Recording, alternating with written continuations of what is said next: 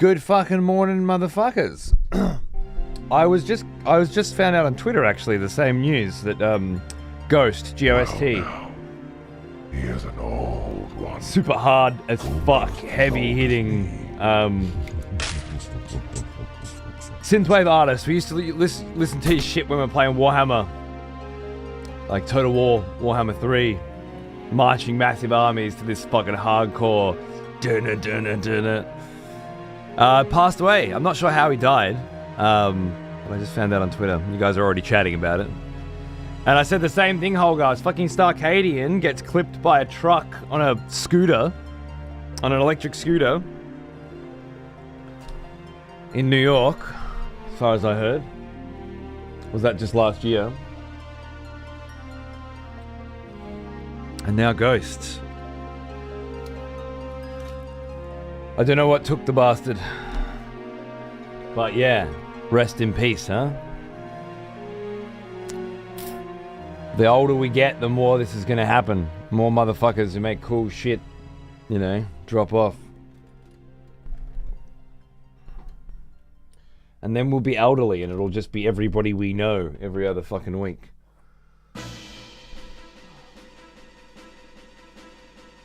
So much to look forward to in this old age shit, isn't there? He paved the way with Perturbator, Carpenter Brute, those guys. They're keeping it private. Cause of death. Okay, fair enough. That's that's fair.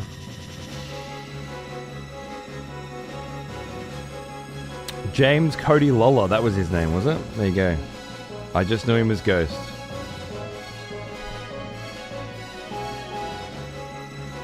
I was just listening to his record a few days ago.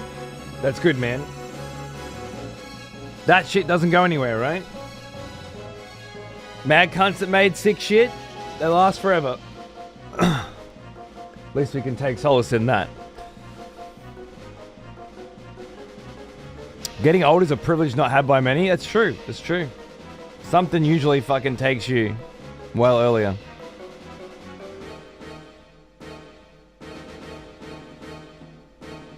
I was watching the VOD, I saw you were discussing the duo quest. There's a part in the quest that you missed.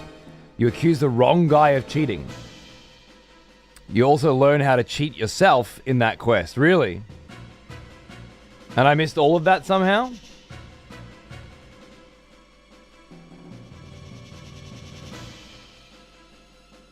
I guess I accused the guy that I all-in'd and took all his money? I don't know. Look, I'm not saying that the quest didn't have elements of it that I didn't see, but I didn't know that I accused the wrong person.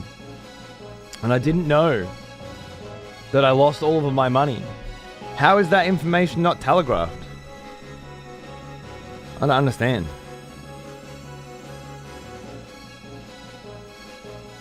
I think it's just shit. It was in New York. I just played a Starcadian album in some cases, depending on how well you've done. Without help. Sorry, I just got two. The sentences merged together. I just played a Starcadian album and remembered he died as I was listening. Yeah, it sucks, huh? Getting old sometimes a privilege. Yeah. Yeah, I think always a privilege. Because it didn't happen for most of human history. To most. And even these days. You don't know what's going to get you. Or when. What's going on out? How you doing, mate? Quest is definitely janky. I ended up in jail and Cliff still celebrated winning? Yeah. I don't know. It's some broken shit. But clearly I accused the wrong cunt. And the cunt that was cheating was already out, and if you're gonna have a quest like that, there have to be multiple endings to the quest that make sense. You can't just be every quest ends with Cliff celebrating winning with Yarn, regardless of the multiple ways that it can play out. It's a shame, because those kinds of details are the ones that game's supposed to get right, you know? And seems to. The idea that there are so many different ways for that quest to play out is incredible. that no time or attention was given to it so that it could play out the way it's supposed to is, well, it makes the whole thing bloody pointless, doesn't it? It's a shame.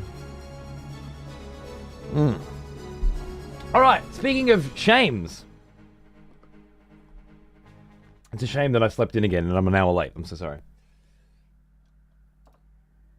At least we got to listen to a little Final Fantasy Tactics, and now we get to play some Legacy of Kain. But I should get started because I'm going to the movies again. Last night I went to the movies and then went to work. This morning, I'm working and then going to the movies. When it rains, it pours.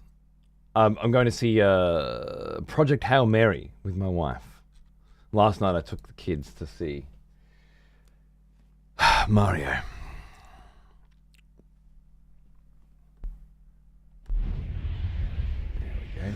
But today, we're going to be plowing through more Blood Omen 2. Day 9 now. This is a big one, man. This is a big one. How's Mario? Same shit. Bunch of recycled, outright stolen plot elements sewn together to create nothing. No semblance of a meaningful plot or any meaningful moments with any of the characters. Just, you know, some funny Jack Black lines and some cute little references here and there. Absolutely fantastic soundtrack with multiple Mario medleys. A lot of references. I guess I didn't hate it like I hated the first one. Because I didn't go in expecting them to actually give a fuck about the property. But the kids absolutely adored it. So what's it matter? Fan service all he really wants. Oh, look, it's that part. Exactly. Yeah, I was sitting next to another dad because his kid was there as well. And we were just like, I get that reference, you know, the whole time. That's pretty much what it was. All the kids we went with had a ball. They went and sat in their own little groups and, their little friends, little mates groups. And, you know. Accurate to the Mario games? Yeah. But a massive step backwards from the Toy Story days and the Shrek days. And there's absolutely no excuse for it. It could have been, much like the first one, a memorable and incredible film with a cast of characters with well-rounded personalities and with real meaningful problems to surmount with growth and change and development across the course of an hour and a half, and with a plot that makes you think and makes you feel and makes you want to revisit.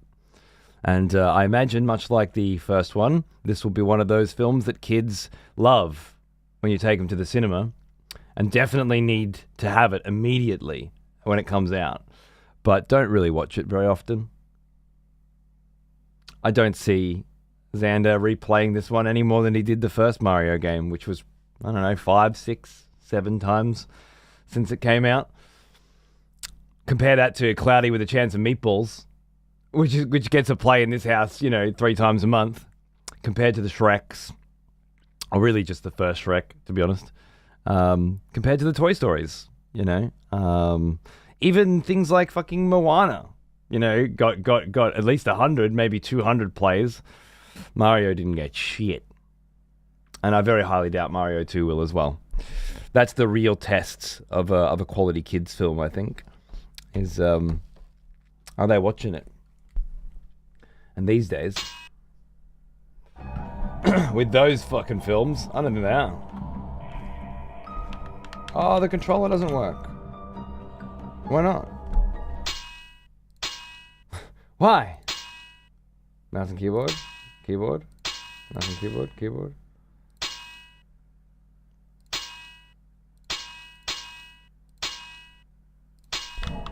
No. Oh. Why not, man? Why not? Can I just try it again? Options? Control options? Was there not a gamepad option? Gamepad camera on? I could have sworn there was a gamepad option. Maybe I'm tripping. My son didn't care for Toy Story. I don't think he ever had a toy he really loved long enough Really? Moves on too fast? Fair enough, fair enough. That's very different to my kid, I guess, who's still just toys and teddies.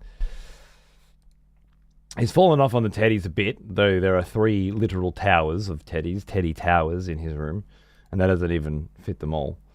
And yeah, just a constant swath of toys that are either bought or designed or printed. He is an old one.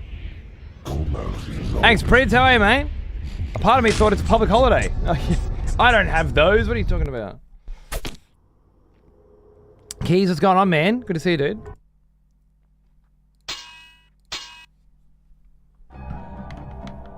Okay, we don't have controller support anymore. That's so weird. Maybe the controller's broken and I just gotta turn it back on or something? I don't play with that anymore, throw it away. Wow.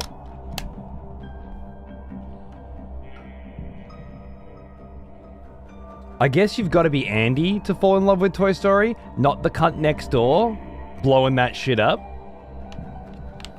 And everyone's gonna be different, right? I got an Andy. If I want to take away his toys, I'll have to pry them from his cold dead fingers. They'll make 3 movies about why my kid won't let go of his toys. You know?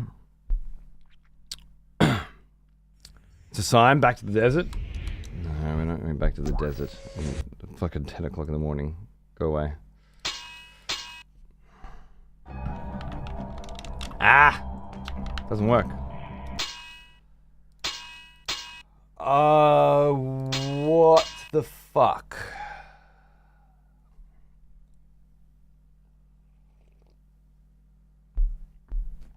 What could have changed? 9 days over what, 3 weeks of this. Every day's the same, everything's fine. What could have changed?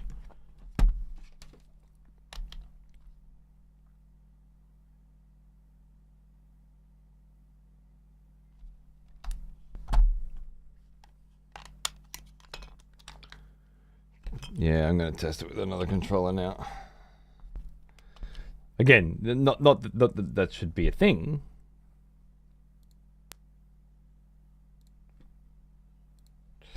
But just in case.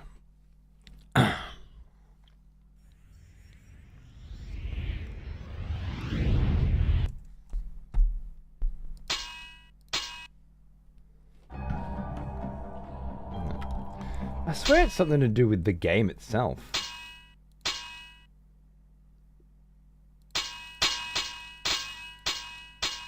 Gamepad plus keyboard? That wasn't there before, right?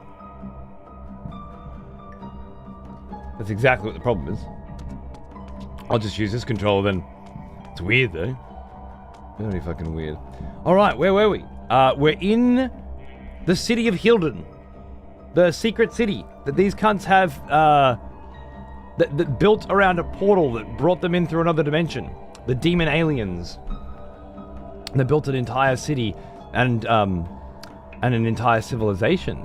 Not just of themselves, but the creatures that they've been capturing and creating, and also humans that grew up here and whose civilizations are here. Like we're talking about cavemen humans that have evolved in servitude to these cunts in this city. They have their own stories that they tell, you know? They have their own histories.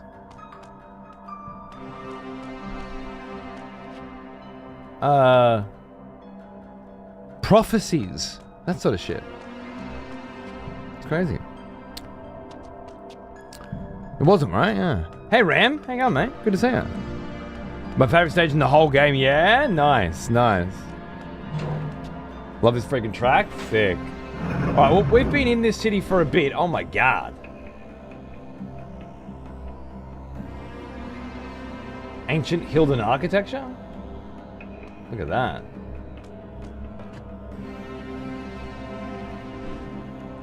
Is that the vampire race? got the long ears and the gaunt features. Very Geiger, agreed, yeah.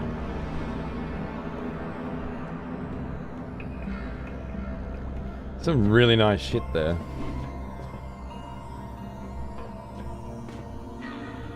I'd love to be able to get a few screenshots of it.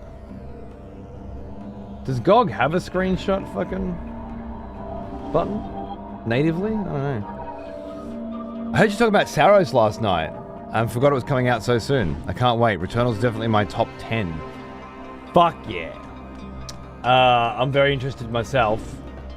Also, Jolt's found my... Jolt's had a spare copy of my Returnal VODs that I lost.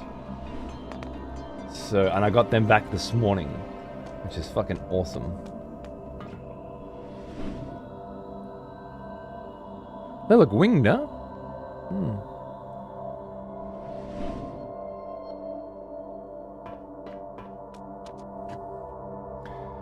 They strike me as gods, you know?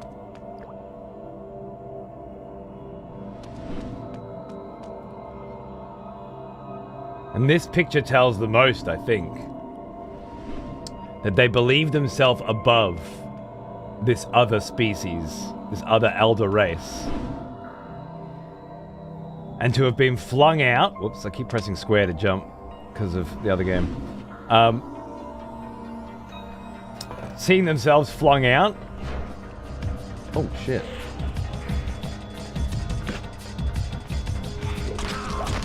Sorry, this new control is fucking me.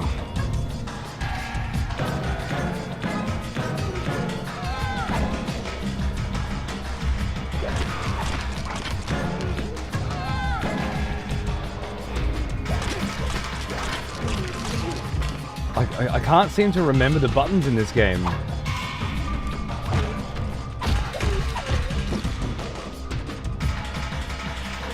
Fun.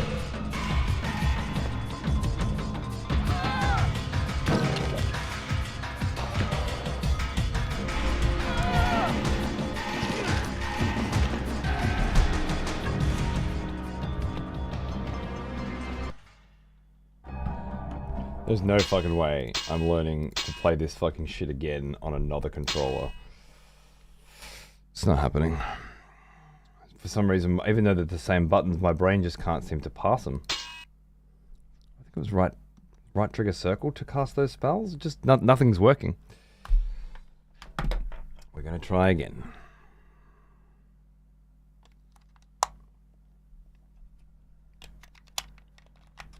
They had wings before, it looks like. Yeah, which is very interesting considering Raziel's wings were removed.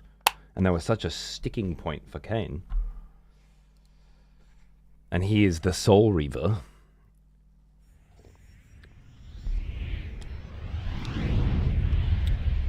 I might just be reading too much into it, but it's very interesting. Mouse plus keyboard. It's gone again.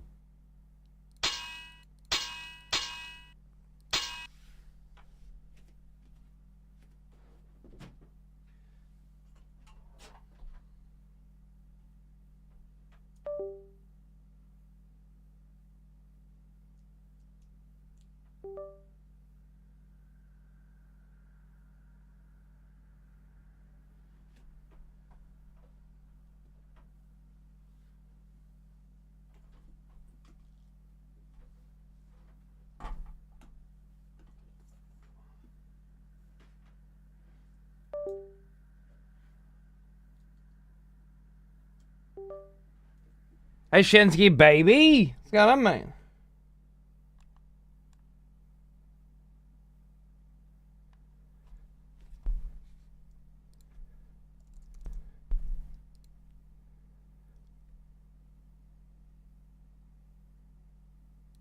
Connected.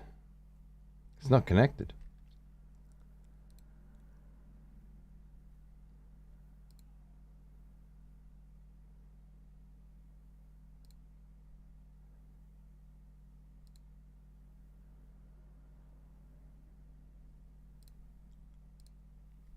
See if that works. What's going on?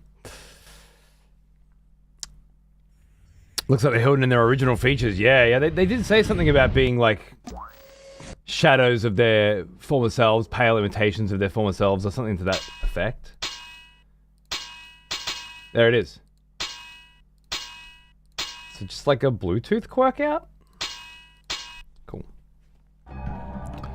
Now I can remember how to fight. Well now, he is an old one. Foreign! Almost as old as me. Me old China. How are you, mate? What's going on? Thanks for 91, brother. You're gonna love this shit. Look at this fucking room, would ya? We've stumbled upon some fucking ancient fucking alien architecture in this fucking sick place. Funny that they look like demons to us. Or they've been set up that way. But only in their current carnation. God damn it. Bro, you just did the same bullshit move twice.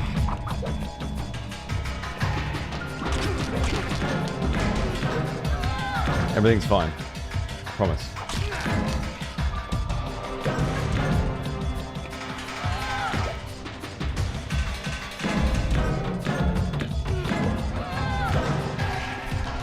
See, it is circle. I was pressing the exact right buttons on the other controller. I'm telling you. I'm being fucked with. Went through a shitty stretch, but I'm coming out the other side shining. Alright, nice dude. Nice. Bit of fucking bad news or some sweet fucking depression. We've all been there, mate. Welcome back to the right side of life, huh? That looks more like the humans, huh? Some kind of supreme warrior sick bitch. That's definitely a different kind of wing. That's the vampire race. The original vampire race. Very fucking cool. Very fucking cool.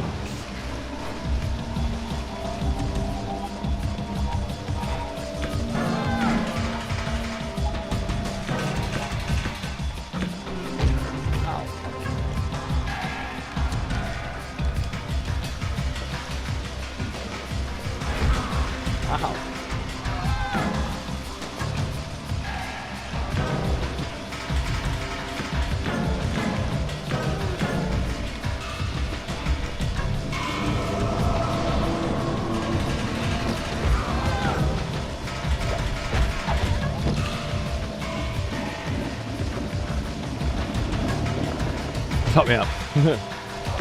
Top me up. Little... Oh, come on! I fucking hit you first.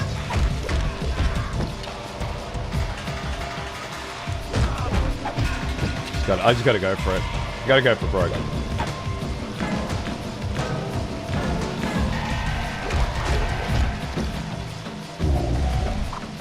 I remember you. Back from the highway.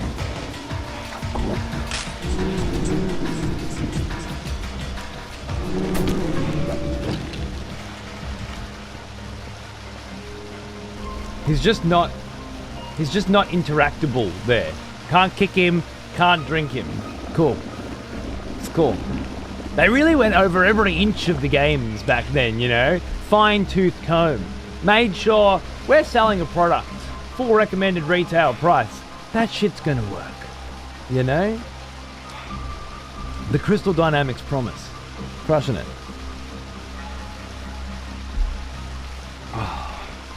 Not like those hacks at Silicon Knights. Oh, our games actually work. Losers. Sorry, mate. I feel for your oppressed, fucking pathetic insect race. I do, but I'm hungry as fuck, bro.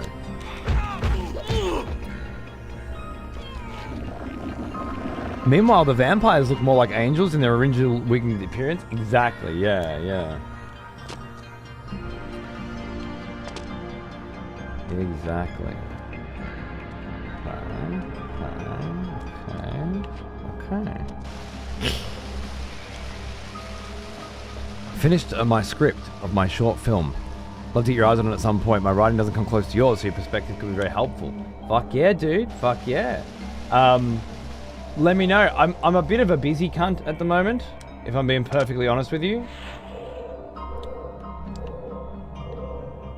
Such is life. I'm working basically fucking every fucking day, and the free time that I do have is definitely limited. But send me a copy, and I'll see if I can get some eyes on it for you. It's just a busy time, you know. Crunch. Oh yeah. It's so nice to really dig into what they're about when Soul Reaver 2 just showed us the name and the mural. Yeah. I'm glad that they went that way with this game, because it didn't look like they were. Looked like they wanted to go off and do their own thing, but they didn't. They had a whole fucking plan, and it's really clever.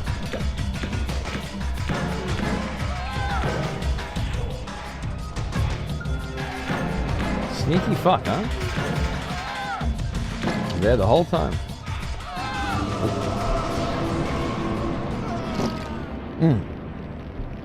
All good, dude. I know. It's just fucking... Yeah, it's just a rough time. Half my shows this month I've been falling asleep during the fucking things, you know? But, this week's been great.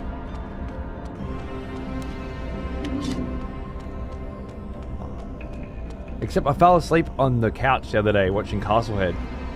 And I must have like rubbed a molar into the side of my... I don't really get ulcers anymore, thanks to this vitamin C magnesium combo I take every day. But this one definitely turned into it. And now it's kind of peaking. It's fucking nasty.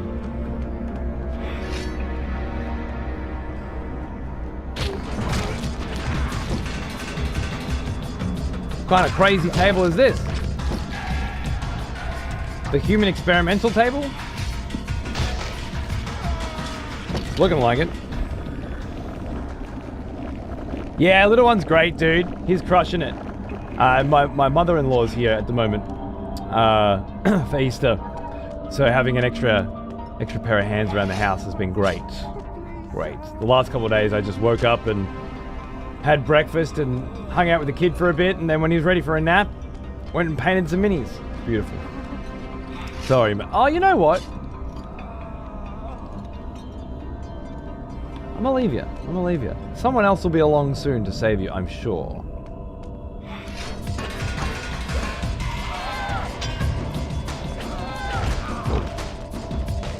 Living the dream. It's been nice. You should see the Lich Guard I've been painting. Oh man, so nice. What the fuck? Dude, this guy's on crack.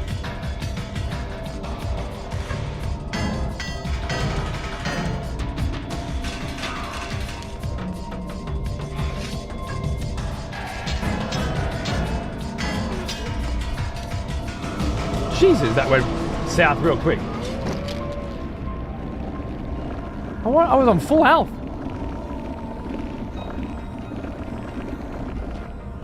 But yeah, no, living the dream indeed. Indeed. Everything's been cruising. Working hard and feeling it, but in a good way, you know. I set that cinema up in the lounge room last year, and I'm getting great value out of that. I'm on the last episode of The Wire. Ready for tonight at some point, maybe tomorrow. But I watched the second last one last night before bed. And yeah, having the baby to rock to sleep while watching great fucking TV of yesteryear on disc, you know, on a fucking great screen with great sound. It's been fucking awesome. Getting good value out of that, and then setting up the garage so that I could have a place to paint and play. Getting good value out of that too. you're studying the spiders. I wonder if I can just very quietly not deal with you. You know? Like, study your spiders, sir. Study your spiders. Oh, fuck your dual sword, I hate them. And your big experimental goop lab. Fantastic. Hey Oz, how are you, darling? Good to see you. You got through the wire pretty quick? Yeah, usually, like, either one episode before bed or 2 episodes with Arthur while he's sleeping. Because I can get 2 episodes of The Wire as long as I'm sitting in a room, dark, no one opens the fucking doors, and I've got the volume at a good level, but it stays consistent. Like, even if, like, the episode ends, I gotta make sure the next episode's fucking on straight away. There's a whole system to keeping a baby asleep. I wonder if you can fucking leap over to there. I wouldn't need to, I can just jump down. Anyway, yeah, it's been great. I can't complain.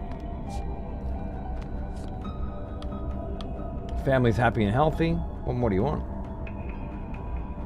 I wonder if... Doing these retro gaming sessions as well? It's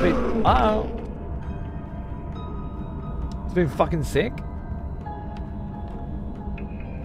Playing through this mad series. One of the greatest shows of all time. And it's a great show full of fantastic... It is. I've been loving it, yeah.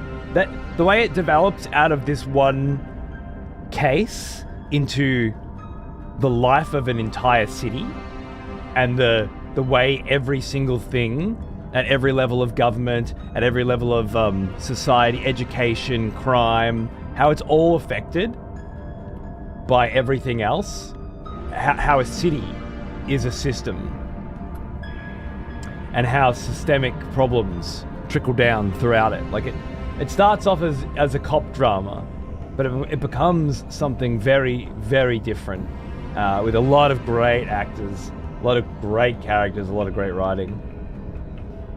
And those classic HBO big deaths and poignant moments that make you just go, whoa, what the fuck?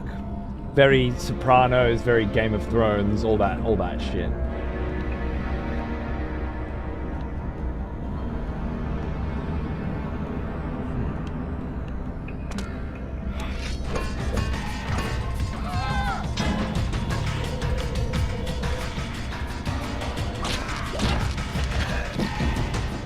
This guy's hands look like they're glowing. I think glowing hands might denote superpowers.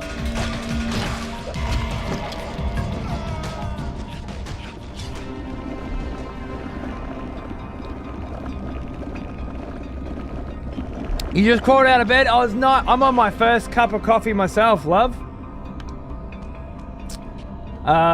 These morning shows have been great, but fuck, am I an old man? And when I don't have to get out of bed, like every other day there's a baby on me, but Mondays and Fridays there's not.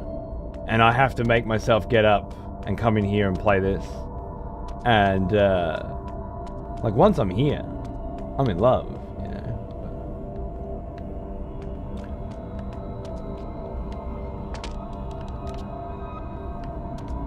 But getting up in the morning's tough. Missed my morning coffee 2 days in a row. So far, I've lost hearing in my right eye.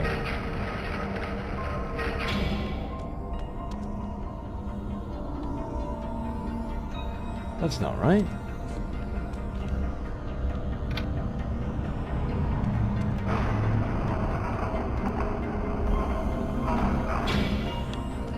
That's not right. Oh.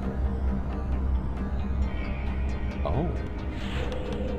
Is that what I was missing this whole time? It's just a timing thing? Oh. Can you still see out of your ears? As long as you can still see out of your ears, you'll be fine. It's damn good tally, yeah. I did the full series of Sharp before this. Before The Wire. Now, I'd done The Wire before, but never the last season. I'd never heard of Sharp. And as I said a few months ago, I got into this whole journey because I was watching Game of Thrones commentary. And one of the writers recommended Sharp and The Wire because of the two actors played by, I can't remember, Sean Bean and The Wire bro, Littlefinger. And I was like, man, I gotta watch The Wire again. And I ordered that, and I'm like, man, what the fuck is Sharp? And I ordered that. Honestly, I downloaded Sharp and watched every episode before it even arrived. But I got it on Blu-ray now for my next watch.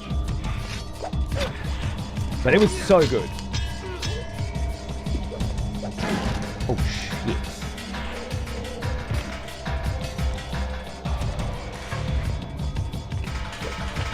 No. We don't try and hit these guys. They're fucked. Oh, did it again. Oh my god. I keep pressing the right button, but it's just not getting there.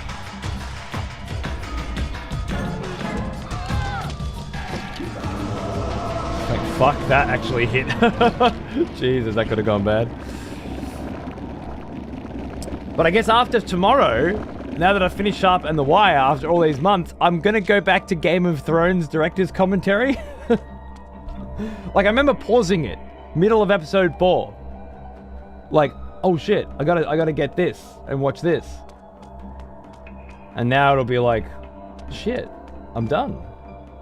I guess I'll go back to the commentary and keep going. Maybe I'll find another series to watch.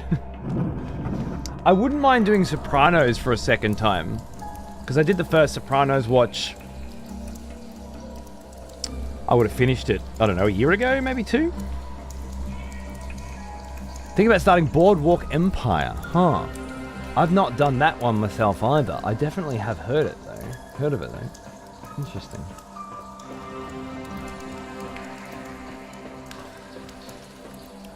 Turn or Tream?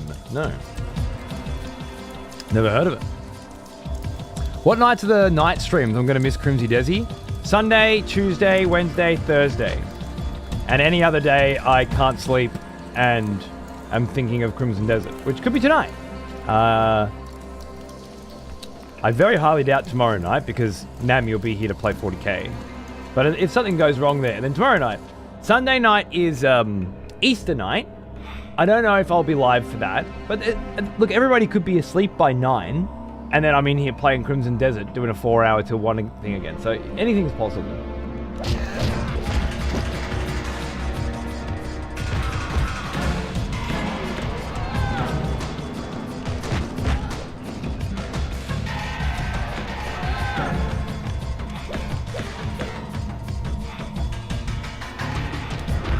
Ow. What? Oh, that's it. Am I dead? Yeah, I'm dead. Same writers as The Wire, David Simon, and it's about post-Katrina New Orleans. Huh. Oh, I shouldn't have done that. This game doesn't like it when I do that. Tream. Tream?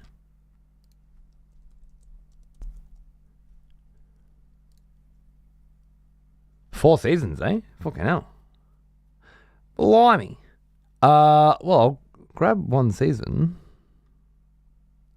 and see what it's like.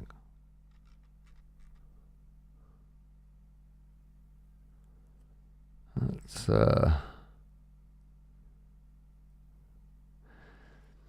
takes its name from a neighborhood of New Orleans and portrays life in the aftermath of the 2005 hurricane. Beginning 3 months after Hurricane Katrina, the residents, including musicians, chefs, Mardi Gras Indians, and other New Orleans, struggle to rebuild their lives, their homes, and their unique culture. Sick. I've always been fascinated by the New Orleans culture. It was featured pretty heavily in the Anne Rice's Interview with the Vampire, the television show, which was quite different to the book, but very interesting. Yeah, I'll just bang that in there. See what you think. Cheers. As someone from Louisiana, I assume it's Treme. Treme. Treme. That makes sense. Thank you. Yeah. It's like a French influence. And g'day, man. How you doing?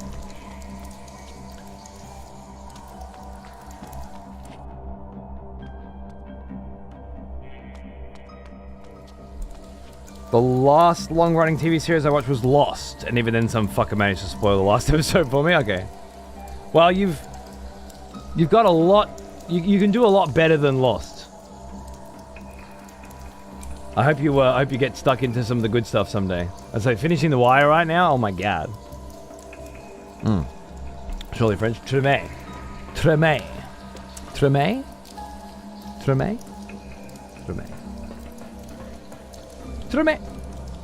Bonjour Treme.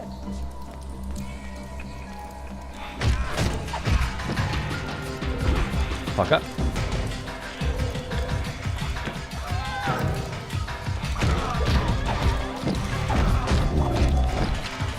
I remember you. Back from war, are we? Ostrowski, welcome back, man. You didn't have to do that. You're right to just watch and enjoy the show. You don't have to be going and spending all that money. It's very sweet of you, though. Thank you, my friend.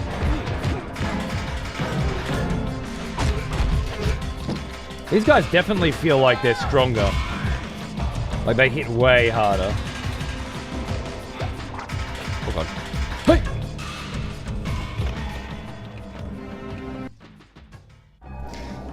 The actor for Omar in The Wire. Yo! Yeah. They're making a second Minecraft Dungeons. That's the most terrible idea I've ever heard. Because the first one was a really shit Path of Exile.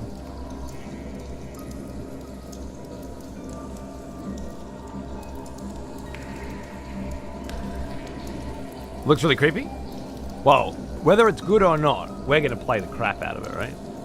Yeah. Because we finished the first one. But we didn't 100% it, right? No, because those levels are so long. They're like, oh my god, they're like 45 minutes of walking around doing the same thing, remember? I love you too. Come grab me if you need me. School holidays time. Let's get it on.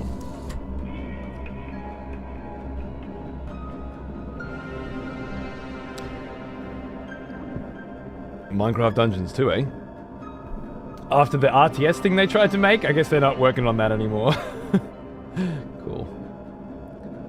The actor that plays Omar in The Wire looks to play a pretty prominent character in Boardwalk Empire, really, with Steve Buscemi and Michael Shannon as well. I don't know Michael Shannon by name. Might know his work. Interesting. I'm on season 2 of The Wire right now in the fucking Greek. How good is the vibe change for season 2, bro? Completely different energy, right? The polearchs, the docks, and like this different side of Baltimore, this different layer of society and civilization getting fucked, and how it's connected. Getting fucked by developers that are funded by the drug cartels from season 1. Fucking Idris Elba, man, as Stringer Bell. Oh, so good. These two are fucked.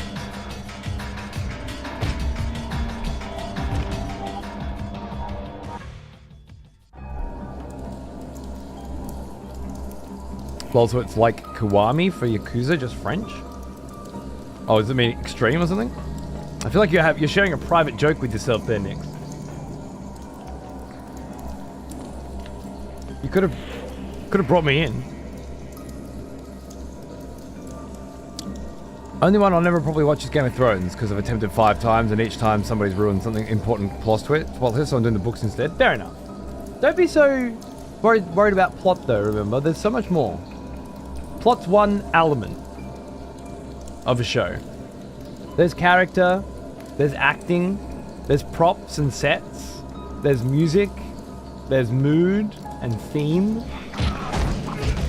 Plot is the lowest layer of film. What happens? It needs, when it's good, it carries, don't get me wrong, but it needs to be supported by everything else.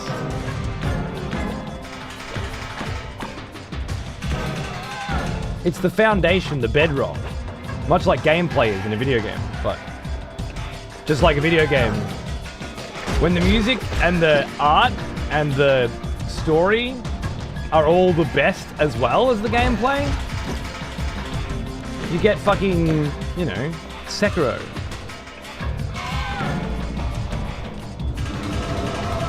You both dodged it? That's fucking feral.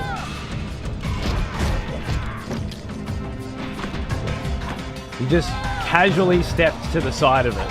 Oh my goodness. So if someone spoils something for you, you can still watch it and enjoy it happening.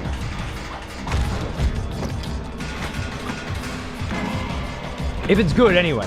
If the whole thing rests on the fact that there's a plot twist or something, sure, right? But you can rewatch Game of Thrones, especially the first 5 seasons, and re-enjoy all of the big key moments, even knowing what's going to happen. Just as much, if not more, than the first time.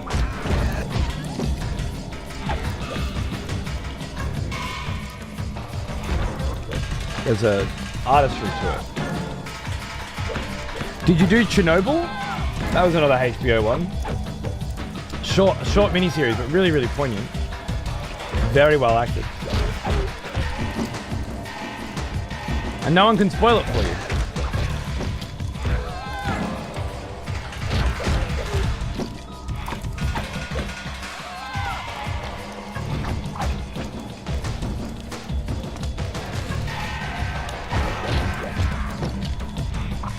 Will the reactor blow?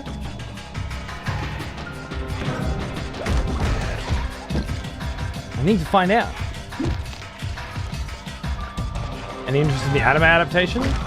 I mean, unlike Devil May Cry, which like people were like, and I'm like, fine, I don't need to. Sekiro, I'm a watch.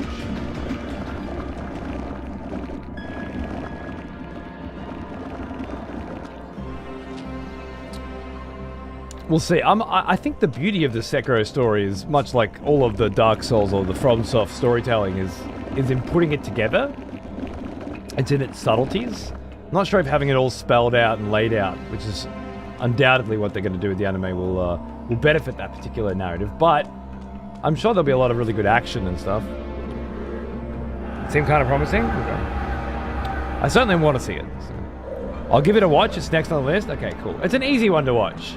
It's very quick, but like Sopranos, The Wire, those are investments. Chernobyl's, yeah, very chill. Have you seen the first season of Westworld? It's another HBO banger. Only the first season.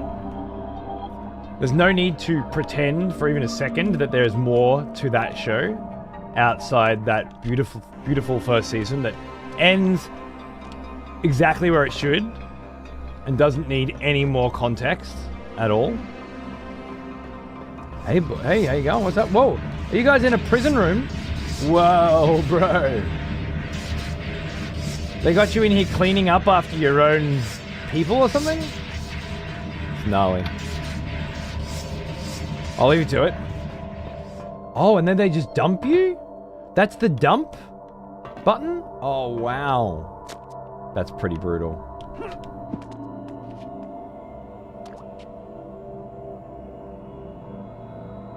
They would have to be inside there to dump you. I wonder what's going on in that room, man. There's a lot of nasty shit. Sopranos will never be beat. Oh, it's fucking up there, man. For me, it's Deadwood. If we're talking about TV shows or HBOs especially, Deadwood beats Sopranos for me. Even without an ending. But I have a special predilection for that particular way of using language, I guess. I don't think I've ever seen anything with better writing than Deadwood. For me, anyway. I think objectively it's got the best writing, but it also happens to be my favorite. So. Somewhat biased. They did make a Deadwood movie to cap it off, and it was okay. I really liked it, of course, but it also had a lot of CG, and the town had already been pulled down. And it did have some fucking very nice moments in it, but it's not super important for that story to have an ending. It's just a little slice of life. Oh.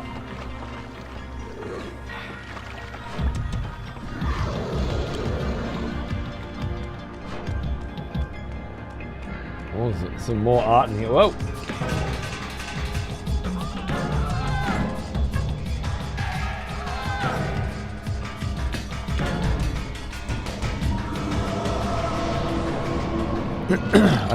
I have heard Deadwood be called Shakespeare in the mud.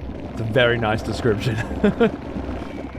As the Doc, yeah, dude, he's wild. He plays that character so beautifully well. Hey, I leveled up on this cunt. Fuck you. How rad.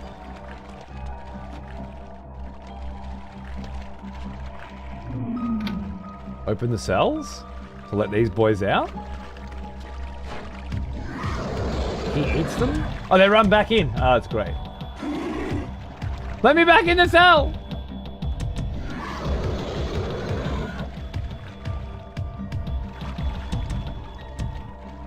Stupid animal. Suck my nuts.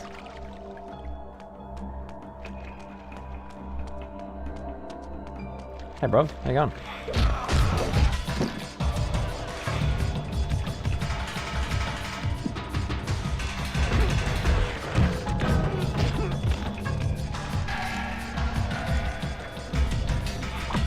You have seen the first two series of Westworld? Okay, cool. It was a really tight first season. Well worth a rewatch if you haven't watched it in a while. There's so much in there. Great moments, great characters, great actors. It doesn't look like anything to me. It's still one of the most profound lines of dialogue delivered, I think, on television. Like the collective gasp around the fucking globe when that shit aired. Whew. What are the drums in? Oh yeah, when you get into battle in this game, the music goes off, bro. Anybody there? Yeah. Look, I'm sorry to do this, but I'm fighting superhuman alien cunts here, and I need all the help I can get. You have to juice me up, bruv. Thank you.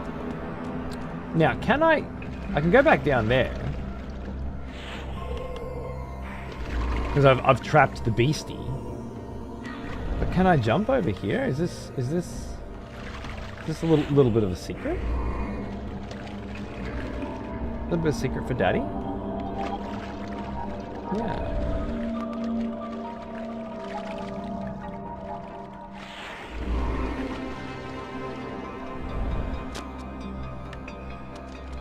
Is this one of those you need a weapon chests? I think it is. Are you fucking me? Is that it? Am I getting fucked here? I think I'm getting fucked.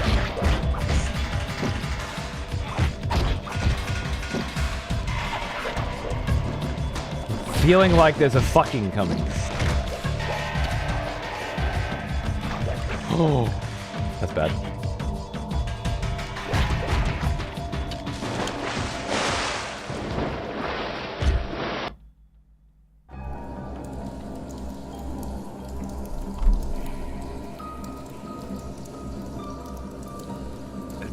It's so much this game. It's so much. I did feel a fucking coming, didn't I? This game is a lot, man. It's got real bona fide fuck you fucking cunt developers and your whole fucking family's energy.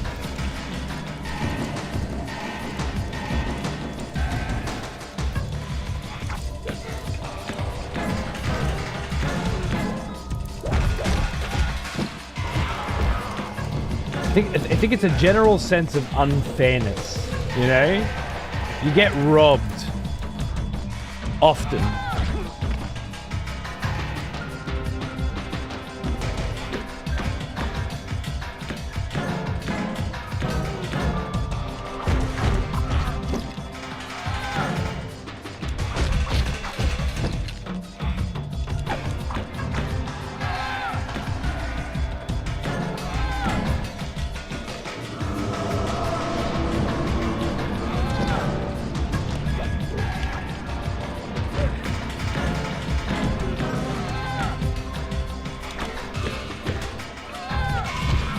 Often. I think I'm physically addicted to internet vices because I haven't sat down to watch any media in over a year. That is a fucking sadness to hear, my friend. A deep sadness. How's the game? I never played it. Back in the day, Legacy of Kain fans didn't love it. Yeah. So first of all, there are two kinds of Legacy of Kain fans. There's the ones that played Legacy of Kain Blood Omen, the original. And then there's the ones that only played Soul Reaver. And Soul Reaver's got a really good story that piggybacks on what was done in Blood Omen, but it's a really tragic video game. It's like, it used to be called Shifter, and then it got changed into Legacy of Kain, and it's like switching between the it's got no combat whatsoever in a world where Devil May Cry had just come out and things like that. So the second one does better, yeah, and the level design's better, but the first one's a complete fucking wash. But the thing is, the story is so fucking good, but it builds on everything that was set up in Blood Omen. And what Blood Omen did so well was it gave you the power fantasy. Like, you're an absolutely fucking mad cunt vampire with a whole tool set of incredibly cool abilities that make you feel like a fucking god, you know? And this does that again, which is really nice. Nowhere near as well as the first one did.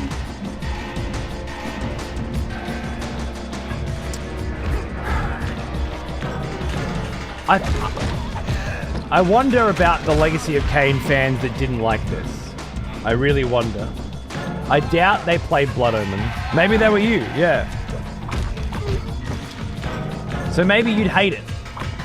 But as somebody going through the whole series for the first time now, this feels like a return to form after whatever the fuck Soul Reaver was.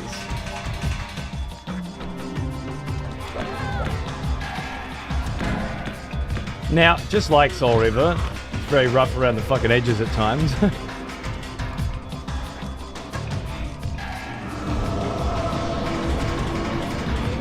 But it's got a combat system, you know? I have to hit block every time this guy hits me, right? I can't hold it. I'm not holding block. It has to be timed. I have to suck some juice out. No, he's got me. The other thing is, I don't know if you remember the end of Soul Reaver 2. Yeah, it's got an actual combat system, it's crazy. I don't know if you remember the end of Soul Reaver 2, but like, you find out that Raziel is the Soul Reaver, and like his soul is entwined with the blade, and then Kain's there as well, and they're fucked with the time continuity again, and then everything sort of makes sense, especially if you play Blood Omen, everything sort of is coming together, right? And then out of nowhere, Kain's like, what? The Hilden? Or some shit. And you're like, wait, what? Yeah, a coin lands on its edge. This shit was cool. The writing and the fucking dialogue, and the voice acting in this series is fucking outstanding. Every goddamn fucking line is delivered like proper. But again, that goes back to Blood Omen, where Dennis Dyack and the team specifically sought out theater actors in a time where this just wasn't a thing, to get really good delivery, really good performances, and it shows. But yeah, this throwaway line at the end of Soul Reaver 2 is like, the Hilden. no, yeah? And then, I don't know if he was a kid, like, what the fuck is the Hilden, you know? But from the original, there was always this idea that something is controlling everyone, like the events that are taking place are being orchestrated by some higher power. And this game starts off in what feels like a different timeline almost. Like it's going back to when Kain ruled Nosgoth, and instead of ruling Nosgoth, he gets killed. And then hundreds of years later, he gets resurrected by a cabal of vampires. One of them, Vorador, who was featured heavily in Soul Reaver 2 and Blood Omen, is now running this, like, underworld, you know, Kate Beckinsale. And you've got a Kate Beckinsale, and you've got underworld vibes. And Vorador's running it from a sewer underneath the city, you know, under this big industrial city with this crazy glyph technology. And it's like the industrial... It's like a different timeline again, right? And then now... I guess probably like the 60% of the way through this experience kind of mark, after you think you're playing a side story, you know? Was this game originally... I think... I don't know. I haven't heard that. I had heard that Soul Reaver was originally something else. But I didn't know this one was. That wouldn't surprise me. They seem to love bolting this story onto another fucking video game. Because the way this plays is so different to Soul Reaver. It's a completely different kind of vibe. And obviously different to Blood Omen as well. Heard the voice actors came back for the new side-scroller. Nice. I have the new side-scroller and the new Defiance Remastered. Both copies sent to me in my email. Ready to go. I just got to get through Blood Omen 2 first. And it's long, man. It's not fucking around, you know? It's a long game. Speaking of, I need to remember to save regularly. But yeah, so like 60% of the game, the way through, all of a sudden it's like, bam! Do you remember that one line from the end of Soul Reaver? Well, guess what? And it just starts bringing everything together. And all of a sudden, like... Although this game was starting to rub me the wrong way... It's come right back around. The narrative is really compelling, and it's given me a whole new perspective on everything that's going on. The fucking art and shit. I wonder if I can show you the room I was just in if I do some sneaky paint shit. Can I? No?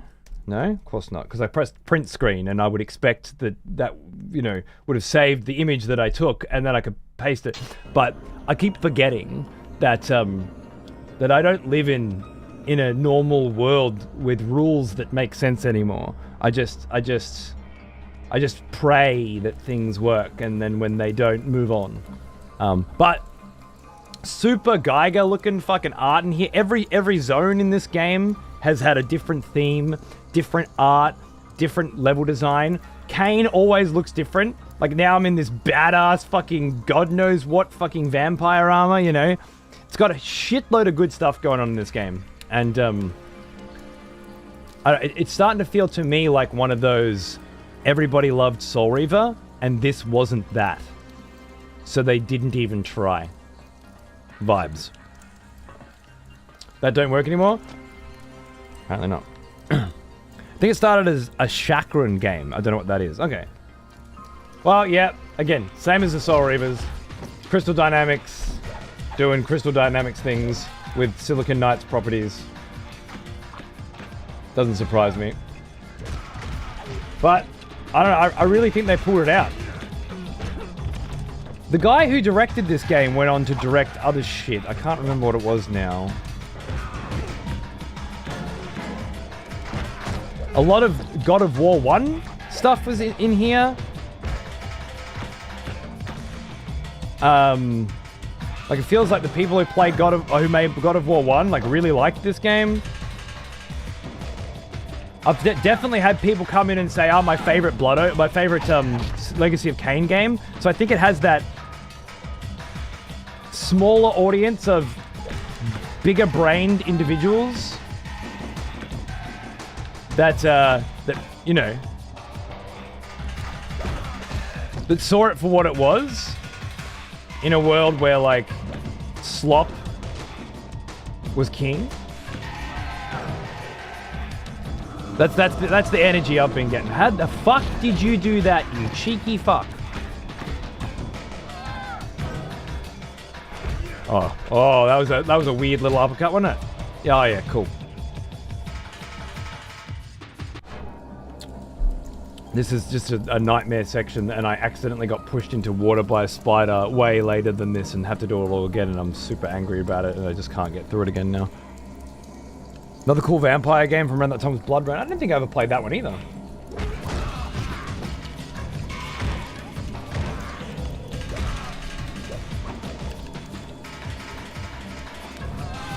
Someone's going mental on the pots and pans for this track. The battle music's always going nuts in this game. But yeah, I like it a lot, man. I like it a lot. And I would highly recommend playing it if you're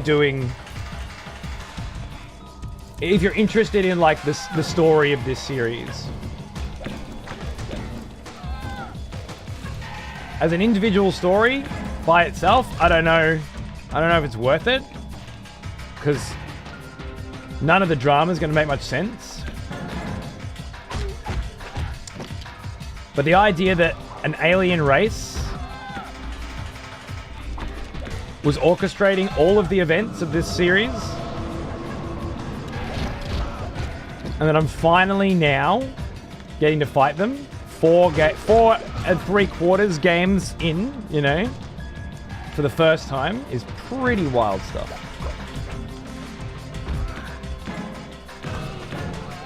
Also, I got the alt-tab bug again. In Blood Rain, I get to be a vampire and kill Nazis. Absolute win for me. Sounds great.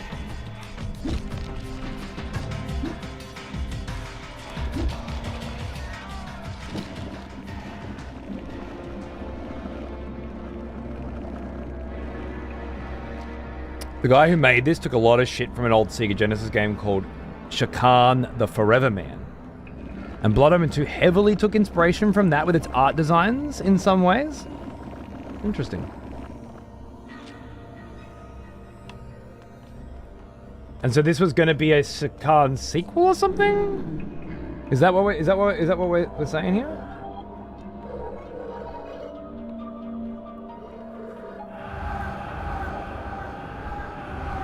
Oh, Lance, if you're still there, how's Shadow Tactic going, bro? I fucking love that game. I haven't had a chance to properly sit down and watch you play it, but I've seen you going hard at it when you're supposed to be playing Neo 3.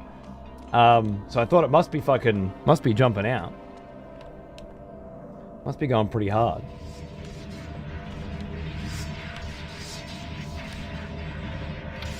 Myself, I'm balls fucking deep in the old Crimson Desert, which is very much just a me fucking game. Sometimes the game is just coded for your kind of streaming style, and Black Desert was and Crimson Desert is. Loved it. I finished it last night. Awesome, dude. I fucking love that game. There's a DLC as well. I remember doing a sponsored gig for it, but I didn't play it properly, just one stream, but it was great fun. New Commandos I haven't tried. I didn't do Desperados 3 either, but I want to. Fuck off. Stop just fucking existing. How's that? Can't handle it. This fucking Spider-Man. The whole reason I'm here is because of a fucking spider. I'm hoping to see Cody play Blood... Yeah, well, I mean, I'd say Mondays and Fridays, retro games. After we finish this series, I really want to go back and do Drakengard. I never did any Drakengard games. And it's time to replay Nier. So, Drakengard, Nier. I'll do the Replicant remake, and then we'll do Automata for the second time. That'll be wild. Someone has conscripted new voters for the next Red! revolution. Wonderful. Thanks for gifting a sub to fucking Rob, you sick cunt. Cheers, mate.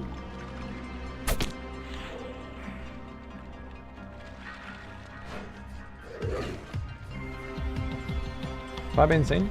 No, we're fine. Oh, I've been seen up there. Both of them have stopped what they're doing.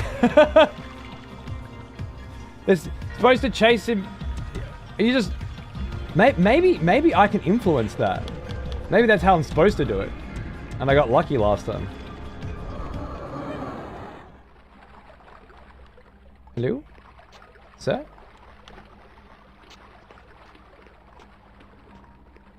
Help me! Somebody help me, please! Help me! I'm working through the Drakengard series now. It's a wild ride. Fuck yeah, dude. Love it.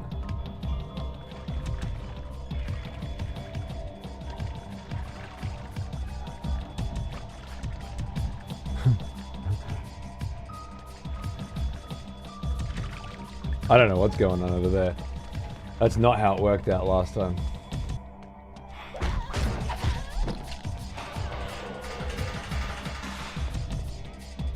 The fact that that's broken as well, this just keeps adding insult to injury to this spider that I killed, and in doing so, knocked myself backwards into water while winning. I just can't make it make sense.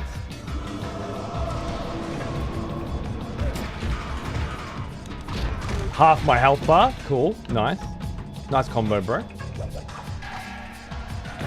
I'm so glad I upgraded my health throughout the course of the game so that I wouldn't get one hit when I got to the Hilden City.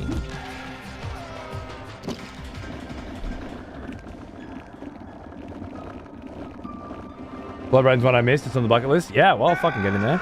Yeah, Red, we're doing that. We're doing that next. It's locked in. It's committed. It's confirmed. Drakengard, Nier Automata. Got to get these series playthroughs in, bro. You know.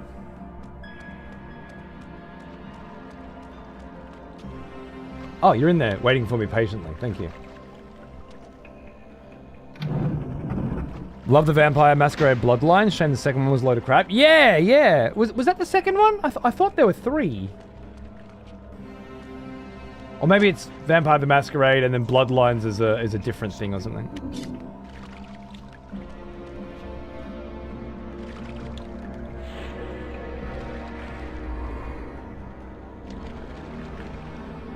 But yeah, that is a series I probably... I mean, I definitely want to do.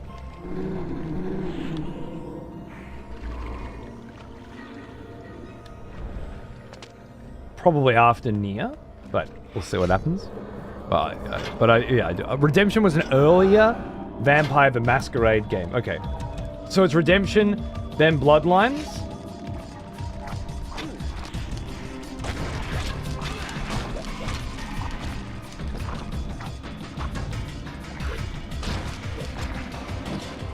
Feral. Okay, so Redemption, then Bloodlines, right? Is Redemption worth doing before Bloodlines? Is it... They aren't connected, both just really fucking good. Okay, cool. So it's just worth doing because it's great. So how is everyone... You know how we are, Red? We're having a conversation about things, which you are allowed to be a part of if you like. But interrupting that conversation with an icebreaker, bullshit, random piece of fucking throwaway, how is everyone generally speaking, is just fucking irritating. Okay? Just so you're aware. Yeah, how's the weather shit? Exactly. If the chat's totally fucking dead, you know, and you really are feeling uncomfortable about that silence because it's reminding you of another part of your life and you can't bear it anymore, please feel free to throw in a "so how's everyone doing?" But if things are moving, you know, if the conversation's flowing, if we're all having a good chat about some interesting topic, either join in with something like, did someone say automata? For example, just a thought. Or shut the fuck up. Jesus fucking Christ. Who the fuck do you think you are? Sometimes I feel like you don't spend enough time here and then you come back after a hiatus and just forget how this fucking shit works. That's how I am.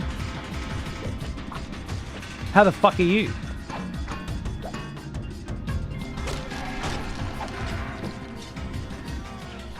Poor guy's getting roasted. Oh, he's been here for many years. This is how he gets turned on. He gifted a sub, so I have to give it to him. Don't you worry. Alright, we made it onto the the tram. That was the goal. I remember that now. Hey, Scotsman. Shut the fuck up! Well, now, he is an old one. Cactus, 80 months. What's going on, brother? Good to see you. 6.5 years, is it? I'll take your word for it. I can't count that high. Good on you, mate. Appreciate it. You gonna play Kingdom Come Deliverance? Yeah. I know I'd love it. I know I'd love it. I can't really feel like responsibly where I am in the twilight of my career. Setting up for Kingdom Come Deliverance 1 and 2 6 to 8 month playthrough of the kind of game that I just don't think is gonna really bring all the girls to the yard, you know. I just don't know if that's the right decision.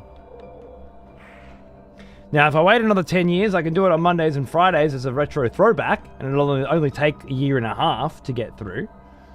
But we just have to see, you know. Might have a third child by the time you get through those. Yeah, which is what I've heard. I'm very worried about that kind of thing, you know. Crimson Desert's like, well, it's new. No one knows what the fuck's going on. It's the kind of game where people are finding new discoveries every fucking day, and if you're playing it, you are as well. And if I don't finish it, no one's gonna fucking remember. You know? Oh, he didn't finish the story. Oh no. Kingdom Come's like, you can't just put that down after you've started it, right? That'd put me in like the Weddy camp of streamers. I got really motivated to do a thing for 2 days, and then I realized I made a mistake, and I don't want to do it anymore. Yeah, I can't be that. I'm a professional, you know. Once I commit. Well, here we are on day 9 of Blood Omen. You know what I'm saying? Boy. Huh. How the fuck did you just stand there and just cop all of that, bro?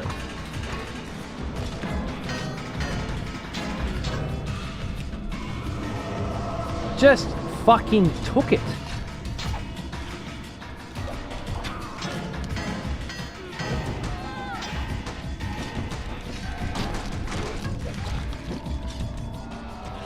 Thank fuck for that. Crack my top 2 games of all time? Fuck yeah. I loved it and can't wait to play the second. That's what I heard. That's what I heard.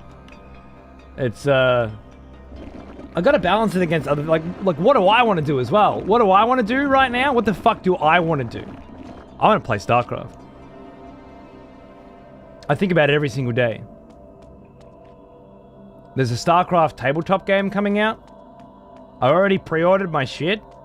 I haven't played Brood War in maybe 20 years. And I'm talking the story, you know? I haven't played the story of StarCraft.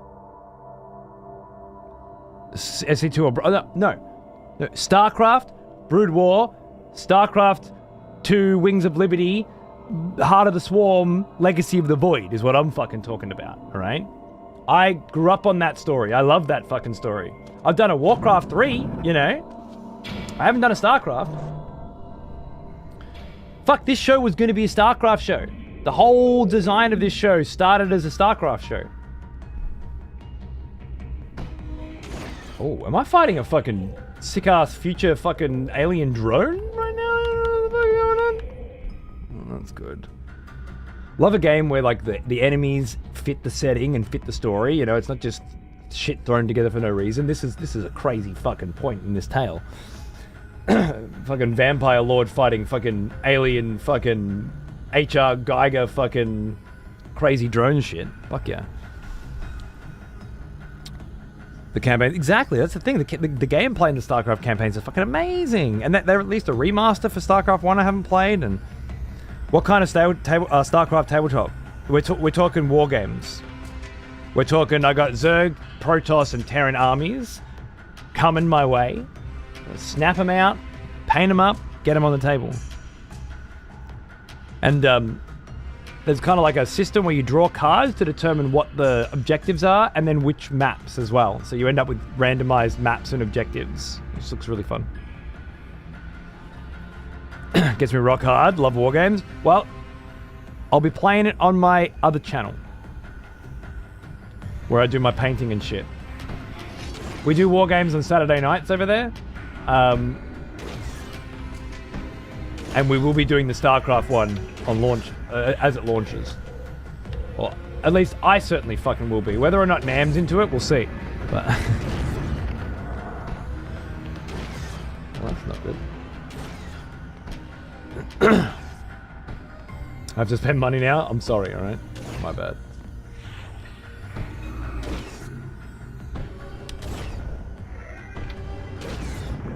Definitely worth a revisit. Yeah, it's just one of those things that I never thought in my life I would go this long without doing it. So I need to do it, and now's the right time to do it because I'm about to do the tabletop, and I want to remember all the units.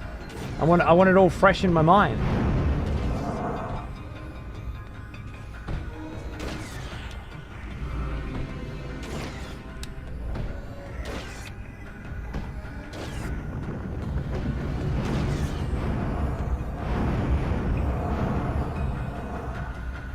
That was like the most pathetic boss fight in this game. I don't know what they were thinking. Every other fight's had some complex mechanic that needs to be discovered and then implemented in order to survive, and this one's like, oh, just use telekinesis Kain, four times. The Hilden city's defenses have been broached. Janos can no longer sense a ward barrier. It's my doing. I've shut down their foul magics, at least for a time. Then we are ready to help you. Janos is casting a spell that will bring us to you in moments. Excellent. I look forward to thanking you in person for saving Uma's life. Yes, of course. That Vordor not realizing I will try to detect the location of the Hilden Gate. that he's killed Where's Uma? Kain? I cannot sense her. Uh-oh. She will not be joining us. Uma is dead, is she not? Were you too late? No. She suffered the fate she deserved. She stole the Nexus Stone from me. So you refused to help her? I dealt with her as I deal with all traitors. I killed her accordingly. You did what? I did as you would have done, Vorador, to any human or vampire who defied your will. Monster! She chose her fate. Was she acting as the dutiful lieutenant, following her superior's orders? I care not. What's done is done. We were wrong ever to trust you. Do you so wish to return to the grave, old friend? You are in no position to challenge me. No, we have no time for this discord. I sense that the Hilden Gate is nearby. I can transport us there. We will settle this in good time. Tonight, the Sarafan Lord dies. Tomorrow, we shall see.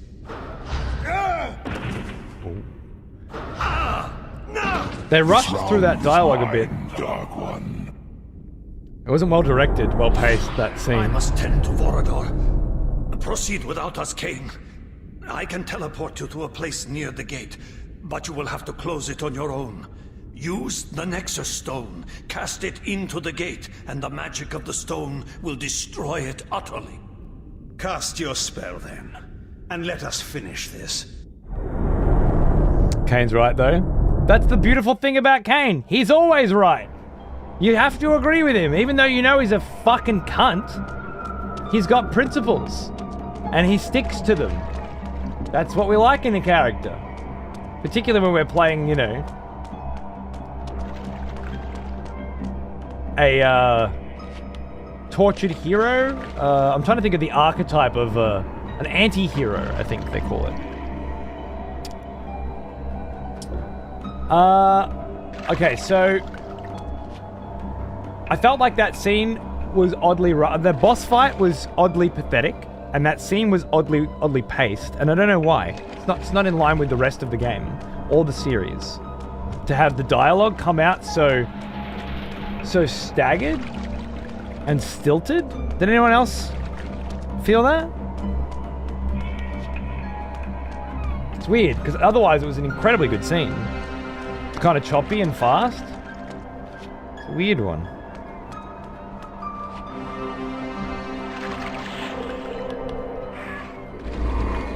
And then the boss fight as well. Like every other boss fight in this game has had a complex mechanic that's been infuriating, even in Soul Reaver, you know? That one, which feels like it's supposed to be a big moment.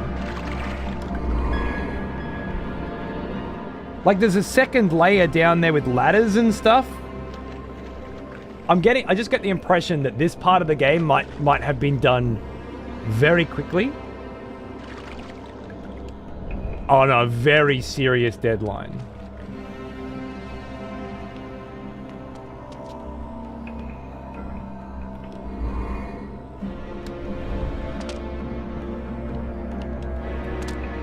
No time to go over it a second time and clean it up a little bit, you know?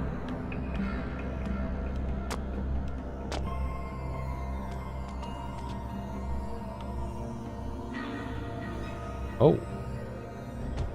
Are you punishing these boys? What did they do? They're for me to punish.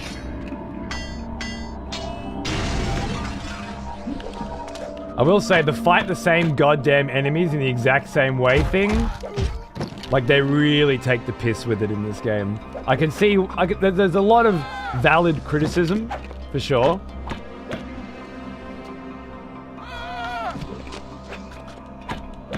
They do take the piss, kind of.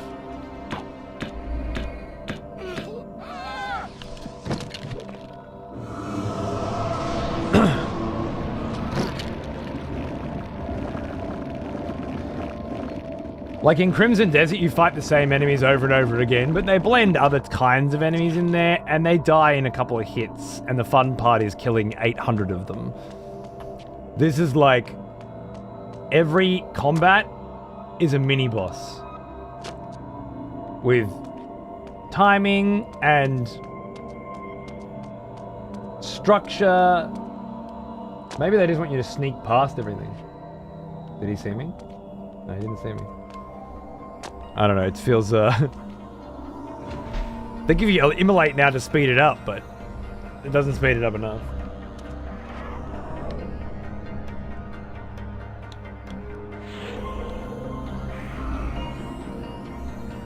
Yeah, that's true, a lot of different options, that's right. This is like, there's one way you need to figure out how to fight this mini-boss.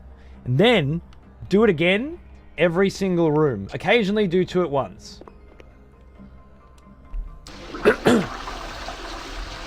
It's a bit strange. The thing that's wrong about this scene is how short that interaction with Kain and Vorador is. It's out of place. Vorador's whole portrayal in this game honestly just feels off from the previous incarnation in Blood Omen 1 and in Soul Reaver 2. He was more decadent and fatalistic in his stance, but he's much less like he normally is in this game. I don't mind that because it's been hundreds of years of him running a vampire cabal in a world where Kain is dead and another species of cunts have been building up a civilization and changing everything. And I like that change. I wouldn't want Vorador to be the same fucking character, even though he's experienced hundreds of years of shit.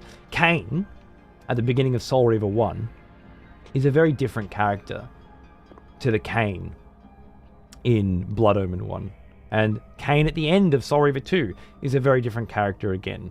He's wound up by prophecy and by a full life of crazy things happening to him, and not like Blood Omen 1 at all. So I don't know. I feel like Vorador's portrayal in this is fine. I just feel like that particular scene should have happened in a better location with much more.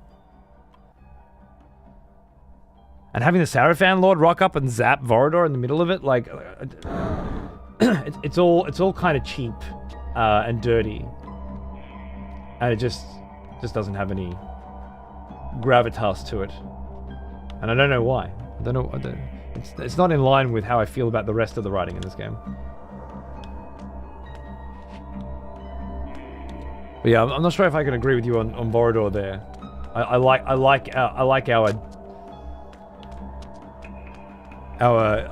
it when characters have changed, you know? Characters have grown. I like feeling that. What the fuck am I doing here, eh?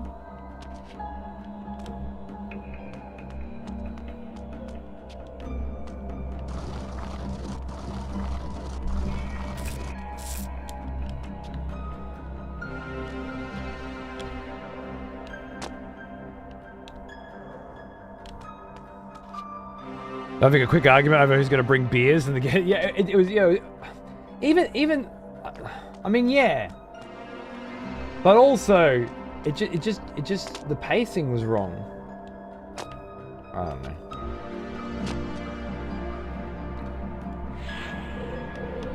I think I wasn't paying attention when I hit this and it changed the water level.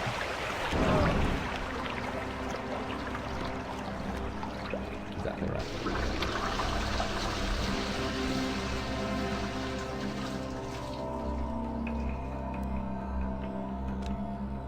Right. It lowered it lower? Let's see. Oh, no. Damn. I thought, I stumbled into the solution again. Yay! No.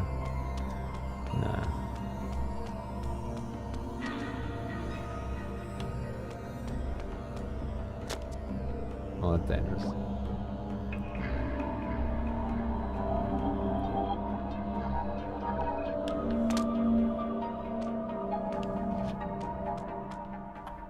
Aha!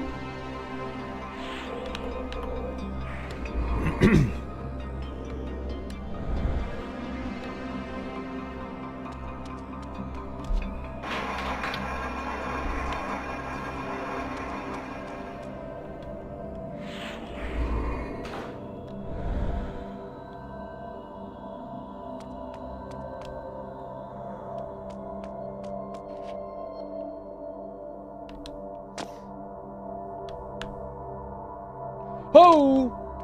With water at the bottom of that too? Oh my goodness. Oh yeah, look at that. Is this our Sarafan Lord? Before he became the grotesque visage we see before us? Lovely. It cannot matter. It is too late. We are destined to win this battle. So is it known to us all. Who of us knew that one this cursed race would come this far? This disturbs me. We need only be vigilant, cousin, to prevail. He cannot kill us all. Connie? What?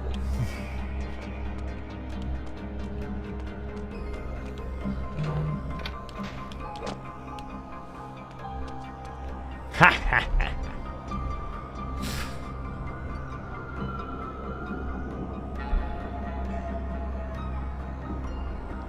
Tunes are so good.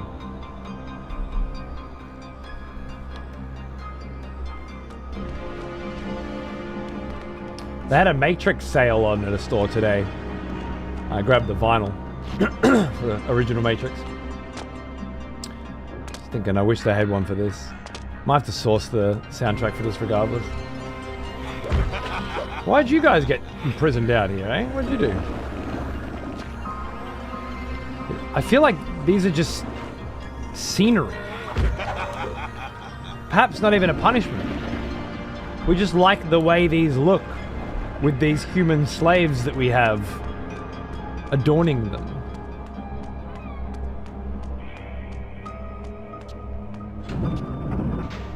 Shows a kind of perspective. Oh, we're back. Oh, nice, nice. At last, I had hunted my prey to his very lair.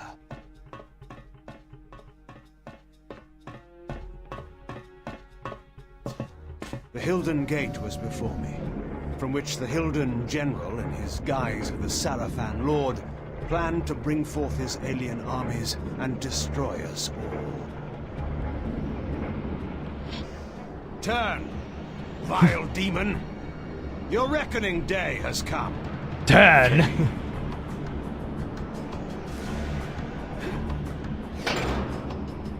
Did you think you could defeat me?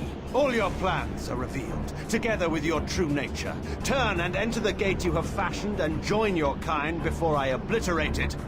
Or stay, and be destroyed upon its rubble. I confess I did not expect to find you here, at the heart of my endeavor. You are indeed a more capable adversary than I have thought possible. You can ponder that thought when you have made your choice. Return to exile, or death. Do you think the game is over? Do you think it will end with me? Have you not wondered why so many of your trusted henchmen, time and again, bend their knees before me, accept me as their lord, and join their cause to mine? Cowards and traitors deserve no second thoughts, only their complete annihilation. Did it not occur to you that perhaps my cause, and not yours, is the cause of right, of justice? That your ambition to rule this world is but the youthful craving of a petty noble who has gained too much power, but never enough. Silence, demon. Your need to corrupt is only too apparent. But every traitor that you have turned to your will from my side, even Uma, your latest spy, is dead. Uma? I have no spy called Uma. You lie! I didn't see that coming. Damn stone. He gives me the alien from Stargate, from the original Stargate, who possesses the young boy and then, you know, sort of like he's enslaved the humans on Earth to build pyramids and shit, and got these fucking beings from across the globe just serving him, and he's just all very, you know, heirs. No, is he Ra? I think Ra is the interpretation. He's a Goa'uld. Is that it? You've probably watched Stargate beyond the first film, which I've very rarely done. Goa'uld, yeah. Ra never felt like the right name for him. It felt like our name for him. But yeah, he gives up a lot of that energy. I find this Lord, this, you know, holier than thou alien species that got done bad, and now he's coming back. I watched all 3 series and the movies that they made after the... Right, yeah, okay, cool. I'm only going on the first one, so maybe it's a different take, but... Apophis is the one who comes back? I don't know him as well. Ra was the name he took in the movie? Yeah, okay, fair enough. I know he had the sun god Ra imagery and stuff like that, but I thought that was more what we were calling him, but yeah, fair enough. Alright, so we got to fight the Sarafan Lord, the Hilden General. With Soul Reaver. Oh my god. Run.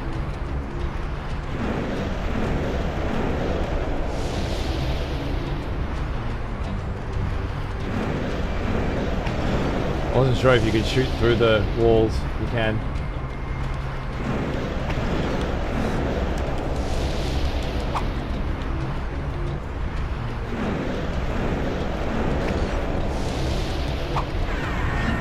Damn stone.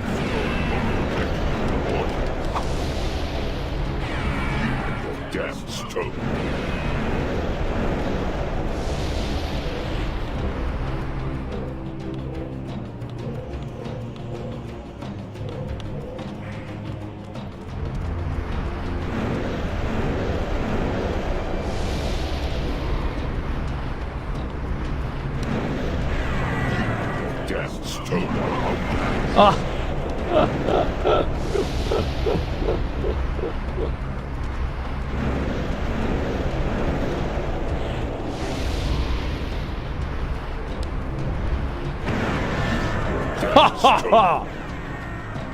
All right, mate. Damn stone.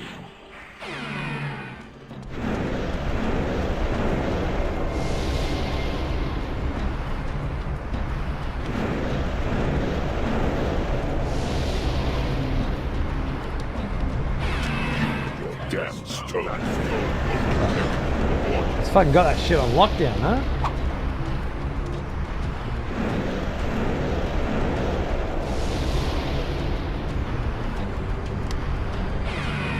Your damn stone.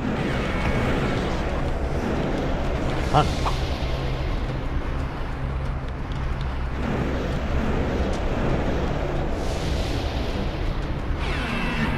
Damn stone.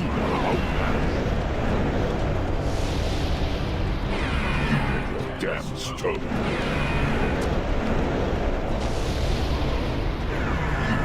Damn stone.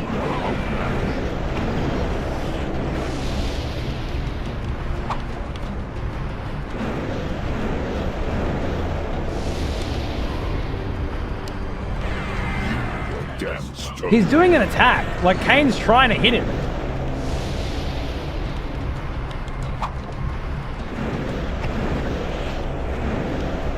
Maybe some telekinesis on a rock or something?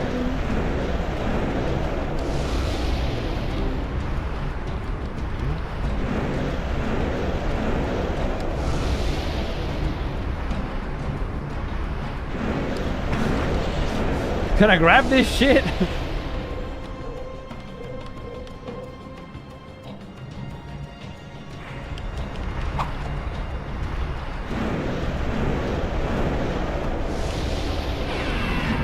Damn stone. Oh, my back! MGS2 vamp vibes?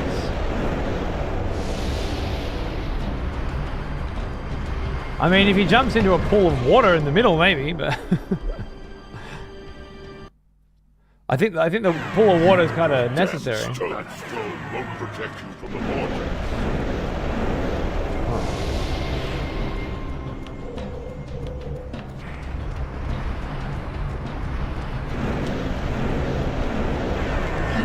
Damn stone.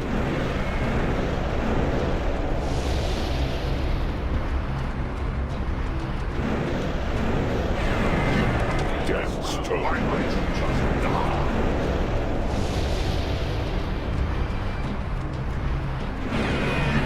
Damn stone.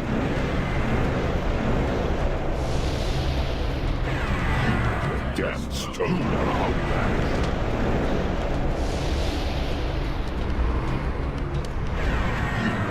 Maybe I gotta do like a few jumps at him in a row? Damn stone.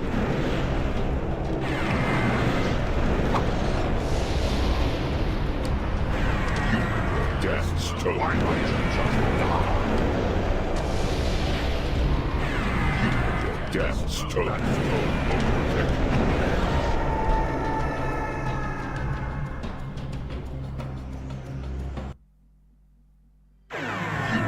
Damn stone. Just to double check. I can't block this shit?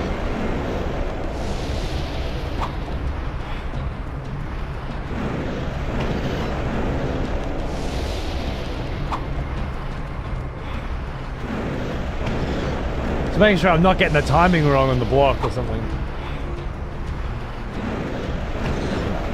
I'm not getting the timing wrong. It's not block. Can't be charm. Can't be missed. No miss.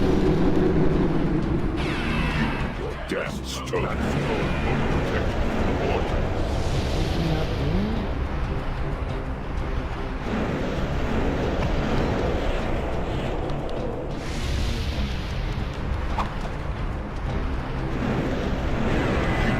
Damn stone.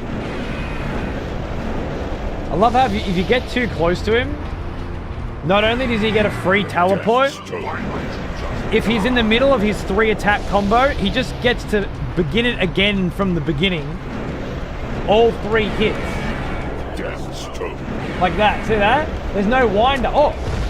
That's how you get it.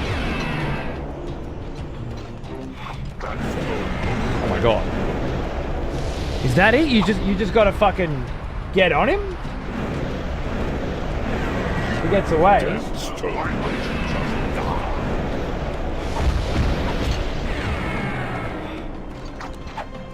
Oh, right there. Where the fuck are you?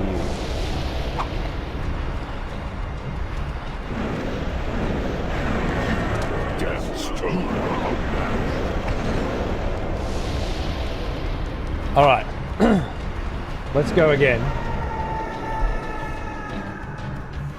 Once I get to it, like, do I grab him and throw him, maybe? It doesn't... Hitting didn't seem to do much.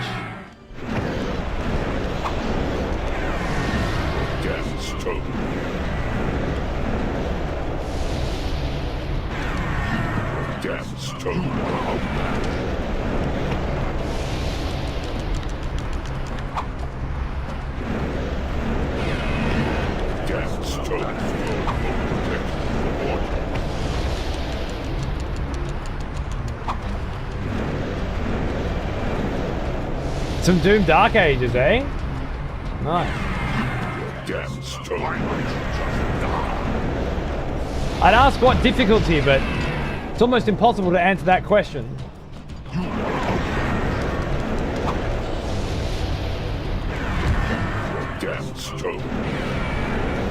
At which point did you place the sliders?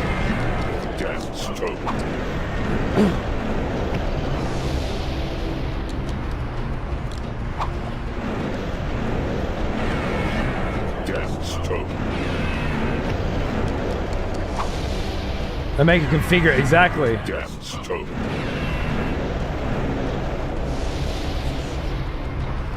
Fucking irritating.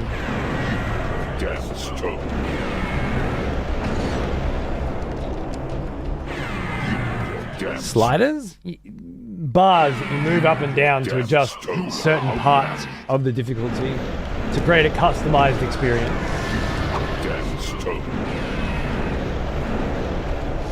I want this part harder and this part easier. And that old chestnut.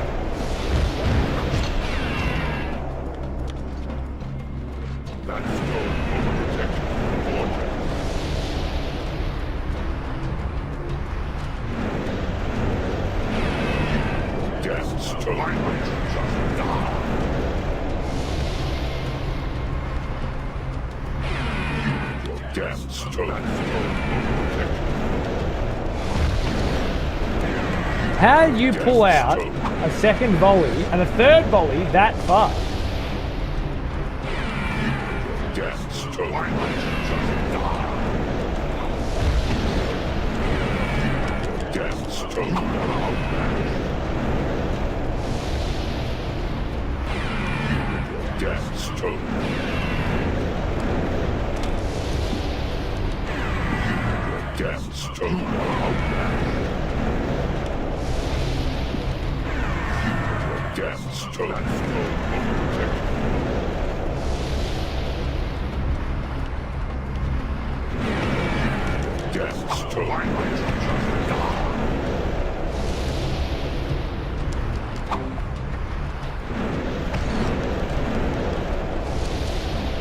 Tunnel's my favorite, yeah? That's fair, Tunnel's very good. I don't think it holds a candle to 2016 personally. But, each to their own.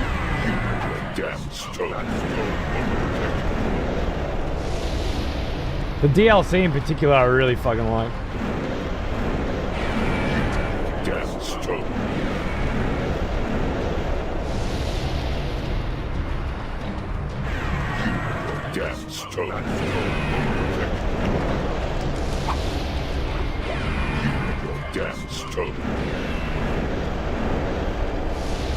With the DRM? What happened with the DRM?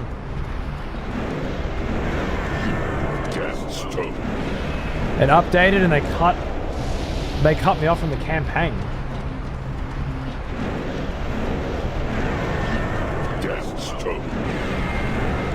I don't even know how to process that information.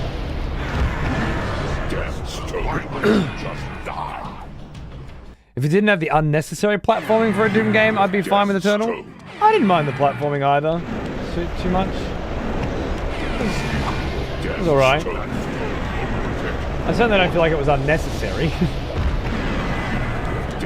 What was unnecessary is explaining how to fight every enemy as you enter the room. That's unnecessary.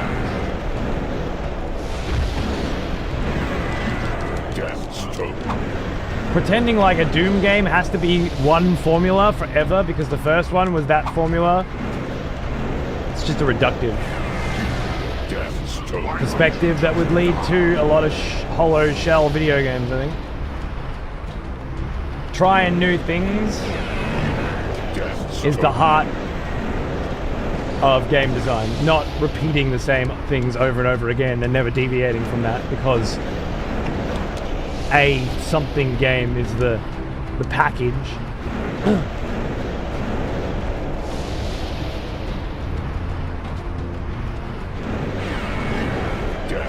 I think anyway. I'm not saying I thought it was the best part of that game, but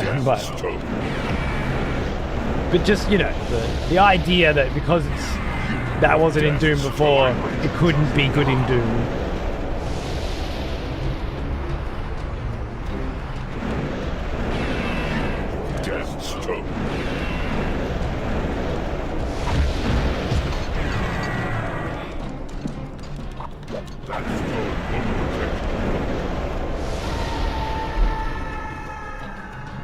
Just as like because it broke up the action. Yeah. No, that's fair. That's fair. That's different. I agree with you. The things that aren't necessary is like you walk into a room and it's like, yo, this is how you fight this enemy. Oh.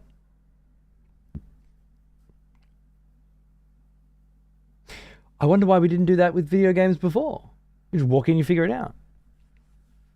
What a waste. Why not walk in and already know how to fight it?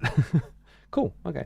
I think that's like a legitimate case for what is necessary in a video game. An instruction on how to play it, case by case, enemy by enemy. We don't do that. We've never done it before. Not in Doom, but in video games, right? It's not how video games work. You have a tutorial that teaches you the rules or an instruction manual that shows them to you, and then you need to use those tools, follow those rules to figure out what the strategy is. Telling you what the strategy is on a case-by-case basis prior to every single enemy type engagement, that's a massive shift from how video games have been developed across the board for generations of gaming. I think that's a good case for unnecessary.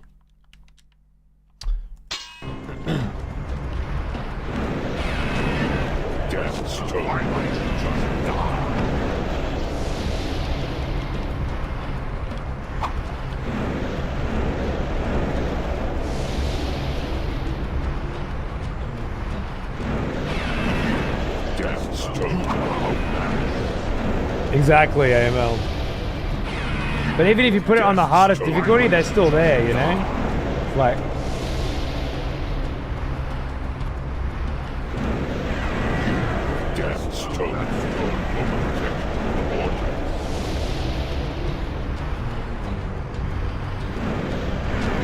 Maybe you could turn them off. I don't remember if you could, but do you turn off accessibility options or do you turn them on? And is telling you how to complete the strategic element an accessibility option, or is that a guide? Is that a cheat?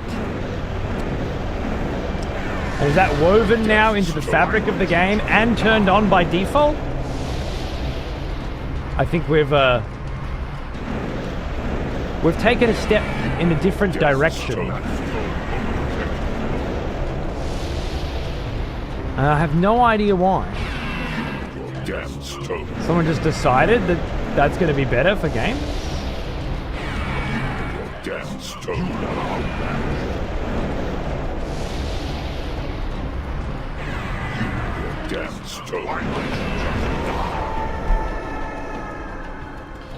I have tutorials up, but there are mandatory ones. This was in Eternal, not Dark Ages, but I imagine they're the same. The logic got a bit reversed there. I agree. I need to get a drink. I'm hoarse. And then we'll continue some Legacy of Kain 2 Blood Omen. There's a very good chance, though I don't want to jinx it, that we might be fighting the last boss. Everything is set up for this to be the last boss, so we might actually be at the end. But I'm running out of voice. I've been losing my voice every day for fucking weeks now, and it's right there. I'll put some tunes on and go make a cup of coffee and numb up the side of my mouth again. It's fucked.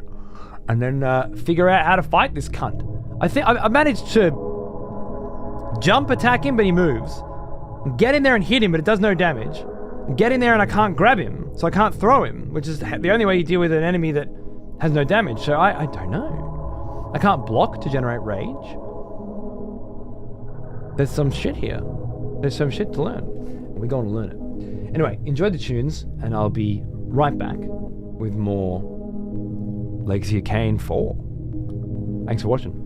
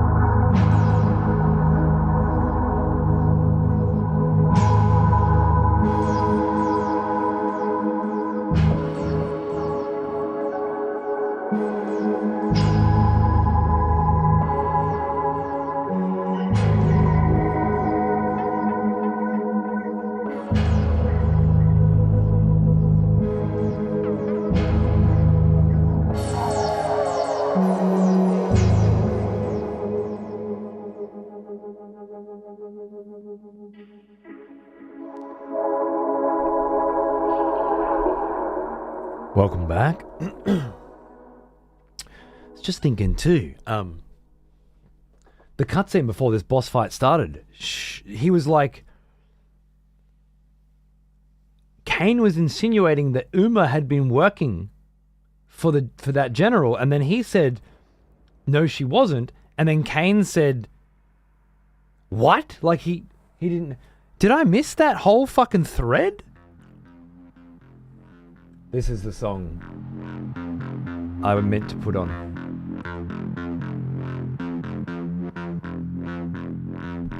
I forgot the first track is just a fucking ambience. This is the one you're supposed to be listening to.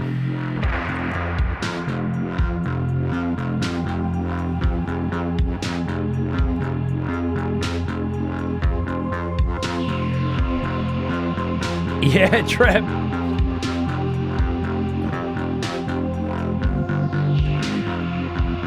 Yeah, I didn't clue on to that.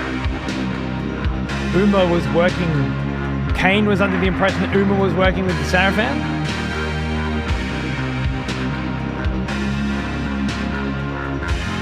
Really, Alice? I need to get that soundtrack, man.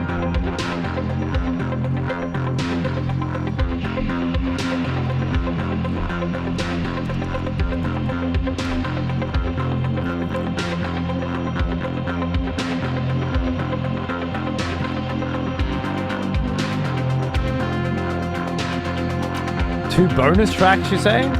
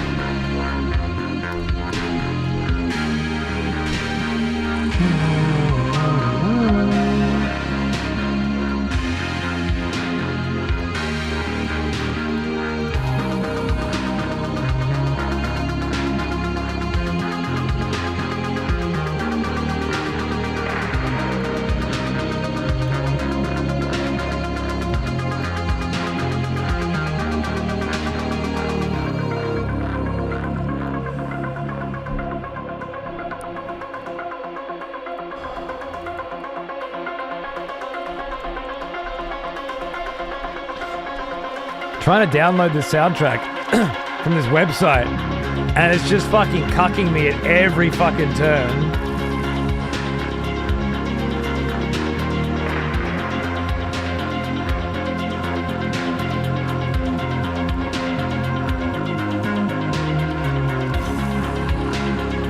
Thank you.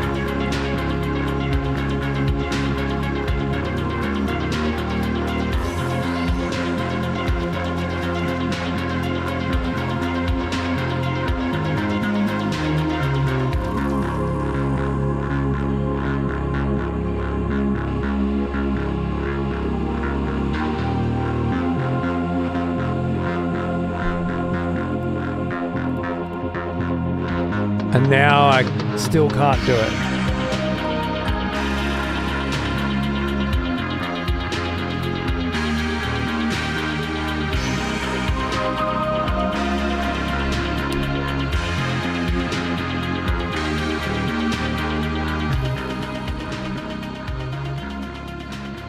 I have to give you a clickable link. I have to give you a clickable link that will then referred visitors, albums left from referrals, become an uploader, help keep the safe site, refer people to the site. There's in 3 ways. You can do this by going to My Downloads and giving others your referral link to click. Downloading this album is one step away. Just give someone your referral URL. All right, I've given someone click that fucking link for me so that I can grab the Blood Omen 2 soundtrack and we can listen to it. Or I'll fucking kill you all.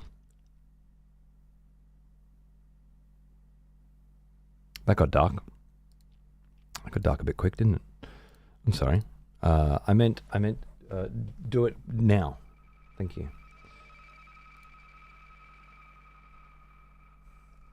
You clicked on it. Beautiful. So now if I go back here and refresh, what happens? 13 referred visitors? Fucking legend. Thank you very much. Now let's see if they fuck me again.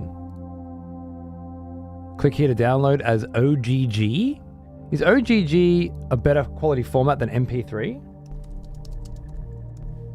I always get FLAC, but superior audio quality at lower bit rates? That's what we want then. Wait, no.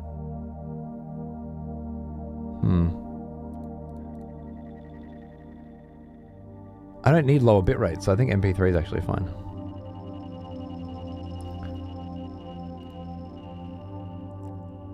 End up caving in and just downloading the tracks one by one. I didn't, because I have a stream.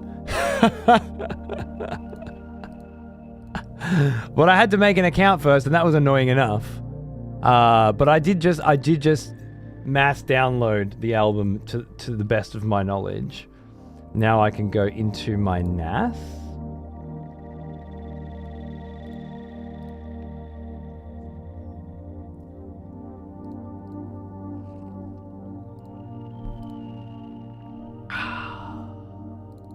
Into music.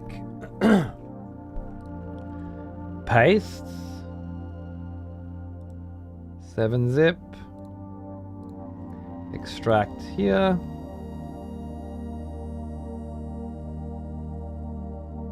I prefer my video game stuff on vinyl, obviously, but I'll take what I can get. That's in there now. So if I go over here and search Legacy, there it is. Thank you very much for clicking on that link. Maybe you can get yourself a copy as well.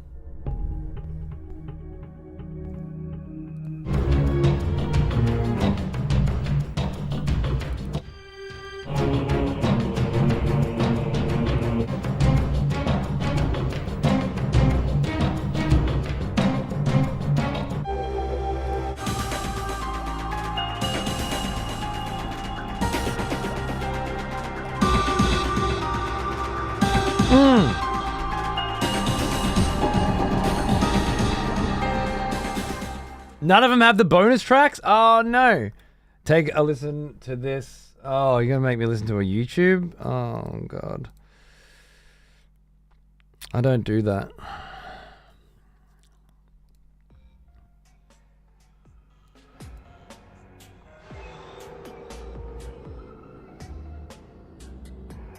They Victus.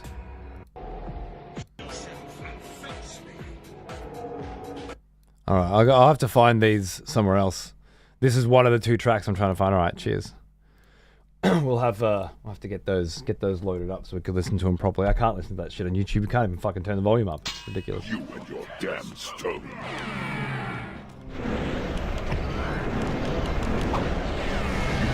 Damn stone. So did anyone else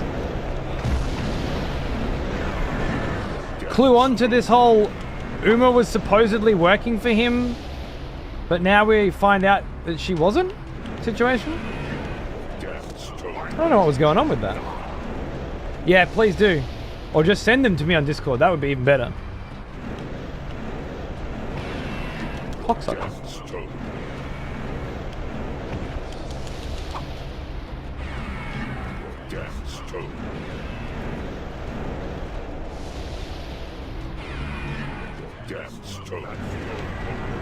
You're in a damn stone.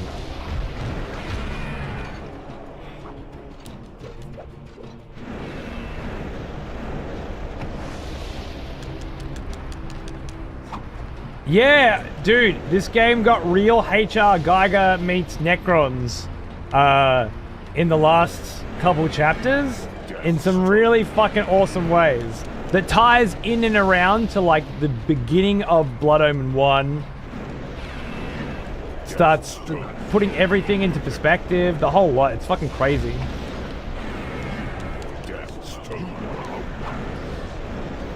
The fact that I got Necrons in my Legacy of Kain game and Admech in my Crimson Desert while I'm out there playing Mechanicus every day, which is Admech versus Necrons, while I'm painting Necrons and my mate's painting Admech, like, there's all these convergencing of things going on. And I think that's when you know you're on the right path, you know? I think that's what Kain wants to believe. It would make a betrayal easy to accept. Really? Is that what you got from it? Okay. I didn't see at any point. I don't remember that being an idea. She clearly wanted to take the stone from Kain and come and kill this lord. And she got killed on the way by this lord's people. But she took the stone from Kain because she knew that if he succeeded, then he'd kill her, inevitably, right? What the fuck's going on, bro? You can't pull it out that quick. There's a delay. You are just straight up fucking cheating.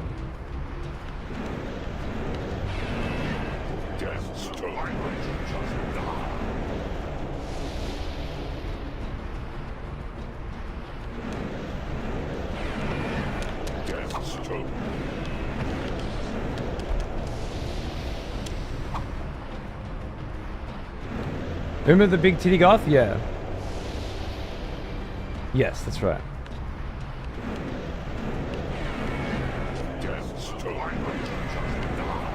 Gotcha. Don't gotcha. Can't piece together why he'd say the line he did? Yeah. Did they fuck it up?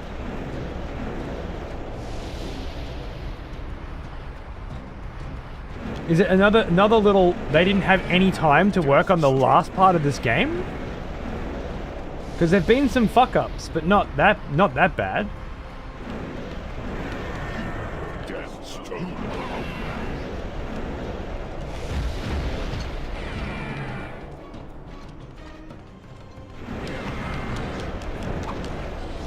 Seems like he's coping after the fact. You seem to be misunderstanding the sequence of events that took place. She stole the stone from us to come and kill him. His people killed her on the way. We just delivered the final blow by not saving her, right? Are you up to date with that so far? Are you on board?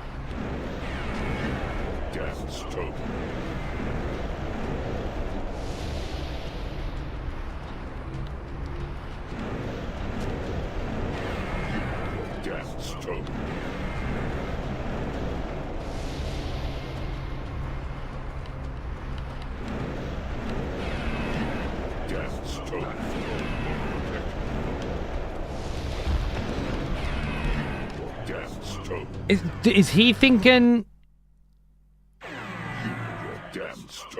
she took the stone and then got betrayed by the Sarafan Lord's people?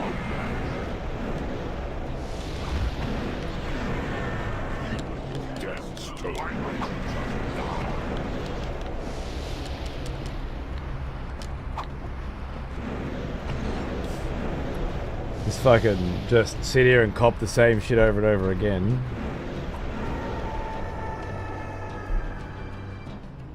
It makes sense to assume the betrayal comes from this lord because the other vampire traders. I don't know. You're not up to date with me, perchance? I ask a very simple fucking question. You're like, I'll just ignore this cunt while he's fighting this fucking boss? That's like you're asking for me to just smack the shit out of you.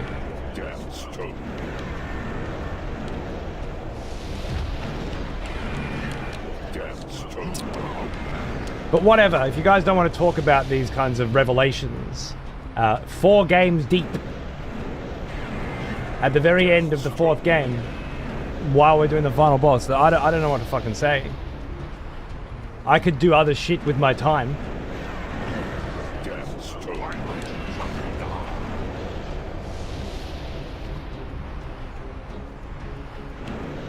I don't think I've ever really struggled to have a conversation about events that just took place at the end of a fucking game, 4 fucking games deep into a series.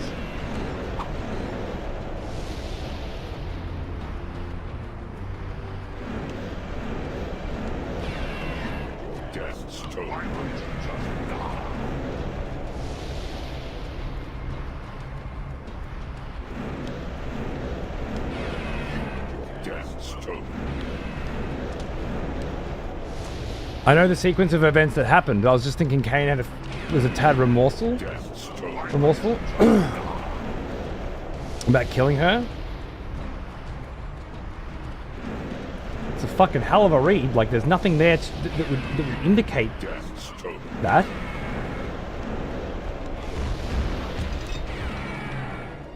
I feel like you have to straight be making shit up. Maybe I can knock him down and then jump?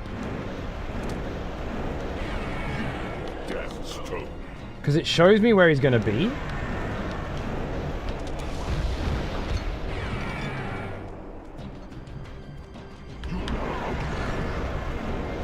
Maybe not.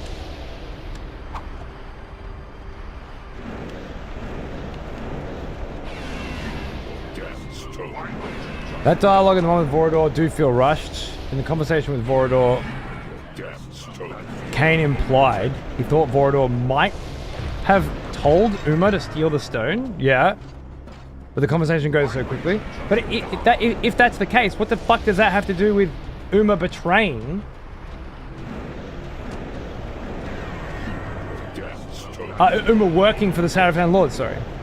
Betraying Kain is one thing. Betraying Kain because you're working for the enemy is another thing altogether.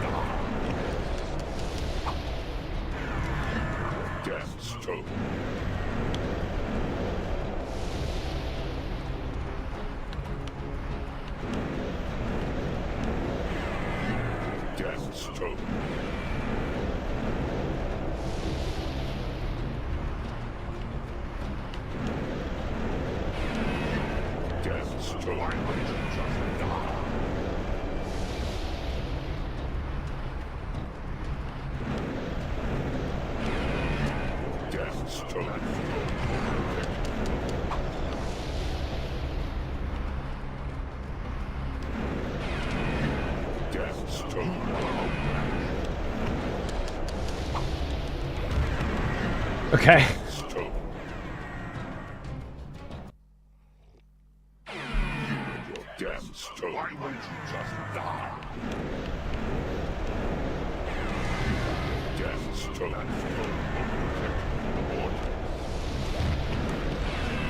I can't fucking handle that one where, like, I get the hit in and he just fucking...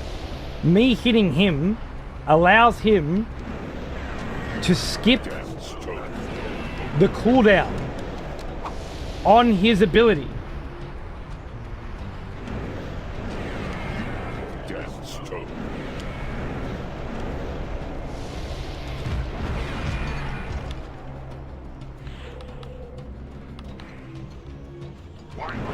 I didn't see the thing.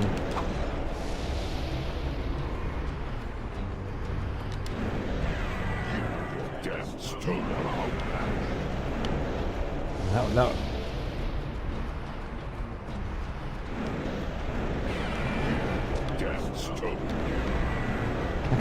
I'm supposed to sit here and aim up the fucking jump in that time gap? No.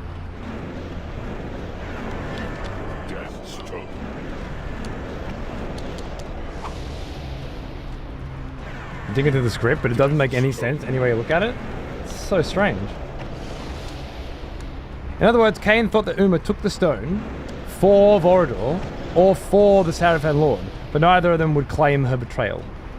Supposition on my part, but I've always believed Kain couldn't fathom Uma betraying him on her own, simply because she didn't trust him. Okay. Damn stone. That stone won't protect you from the vortex.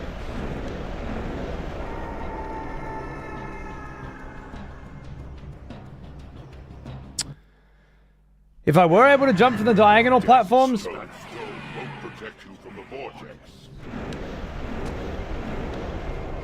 it would take so much longer to line it up. Like, how would I get the time?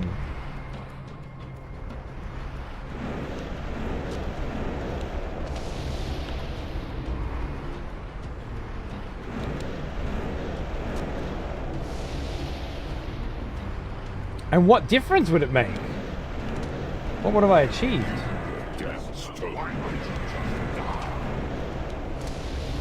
It's worth trying. But...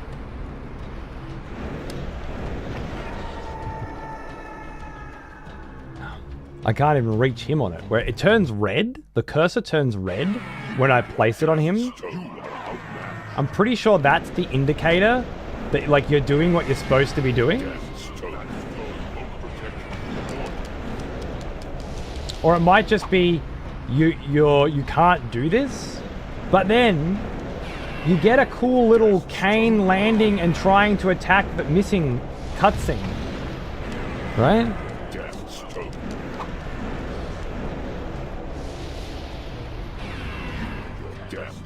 Honestly, the worst part is the grab. Like, there's no feedback to say the grab won't work here. It's just... like, I was just holding the button and spamming grab, and it just didn't even do it. It didn't say, no, you can't do it. It didn't do the animation and let him iframe through it like it normally does. It just didn't do it. I wonder if it's because the... oh, that's why. The A button's not working because I alt-tabbed. I did save, right? Hilden City 95%. I'm just gonna do a quick reload. I hope it doesn't fuck me too much. Yeah, nice. Okay. I don't think it makes a difference, but just in case.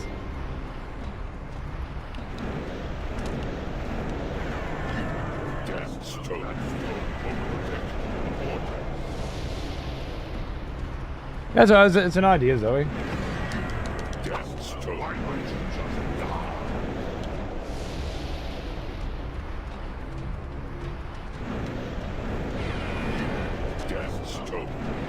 Oh, for fuck's sake. I haven't even fucking turned around with your goddamn tank controls, and this cunt's already got a fucking orb up my ass. Like, he can teleport and shoot in less time than I can perform a 180-degree fucking turn!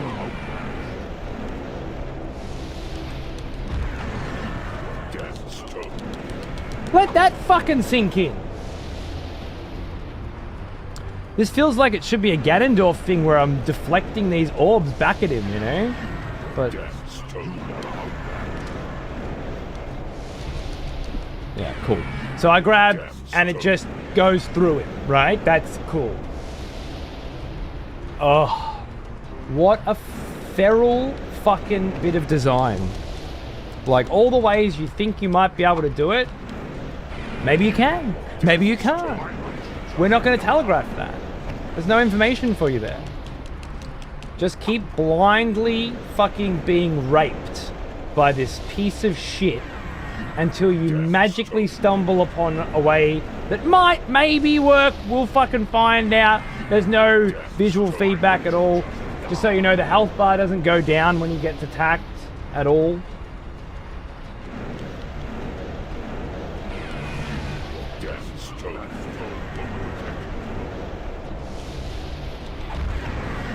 If you get one hit in there, he just gets a freebie. For reasons I don't even fucking know. I don't know how you'd explain how you attack him and his cooldown resets and immediately fires an orb in your face, interrupting your combo.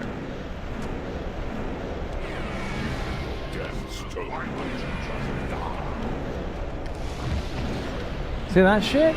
See that shit? I can't build up Fury because I can't block him.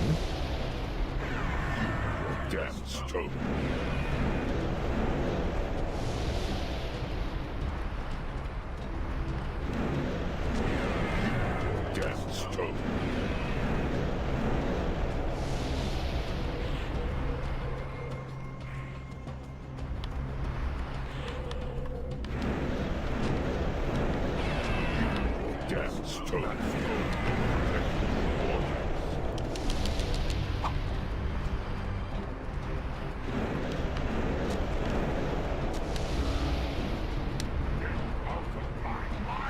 Get out of my mind?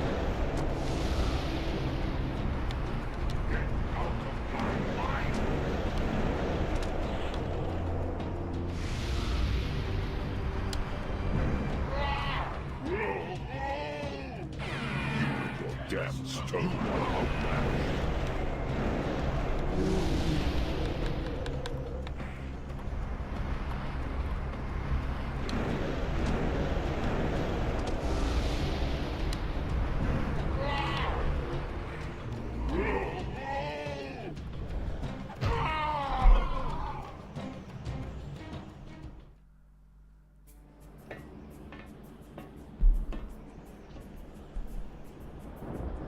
Fucking telekinesis, huh? Why can't I just grab him and throw him then? You can prevail. While you possess the Nexus Stone, my sword cannot slay you. But while you bear the stone to shield your life, you cannot use it to destroy the gate. Stalemate, Kain. And mine is the waiting game. As long as I have not lost, in time, I am sure to win. But I have not yet made my choice. No, no, no!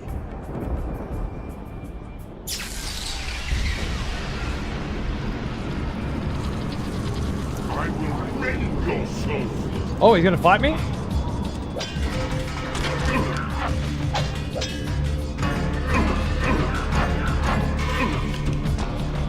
I have mastered the Reaver.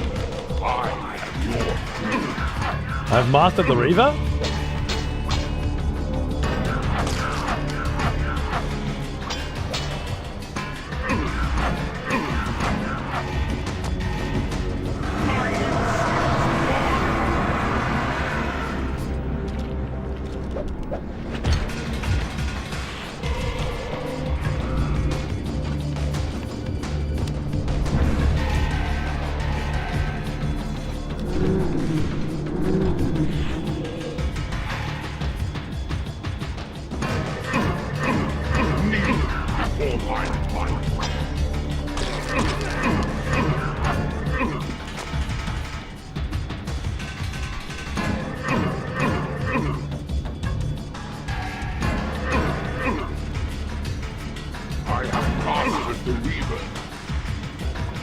At least he's mixing them up.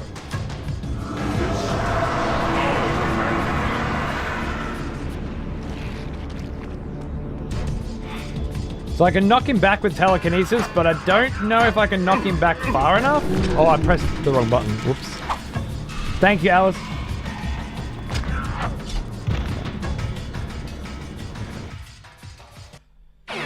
Oh, really?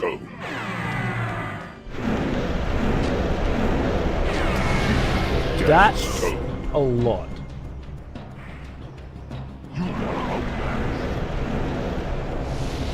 Making me watch that cutscene every time? Every time?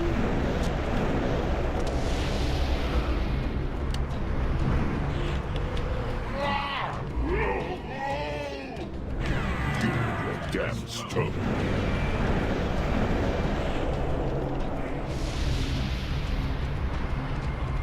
Took a fair bit of searching, but I got him. I appreciate it. Thank you.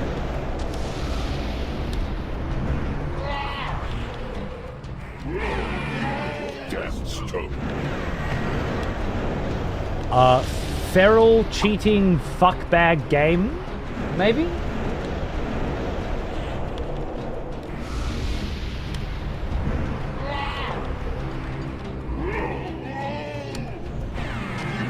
Oh.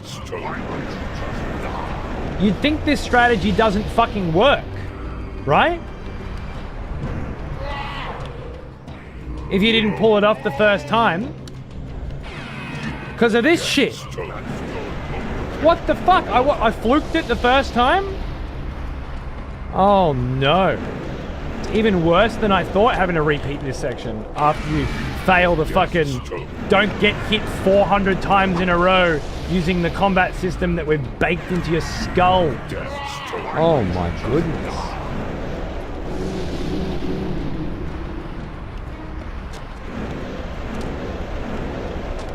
Why the fuck is it so inconsistent?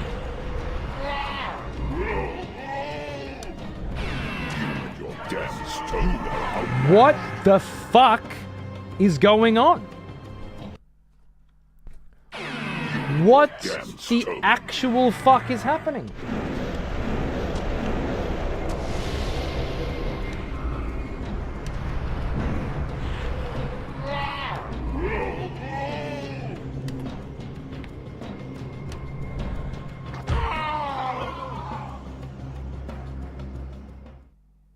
Was I trying to go too fast?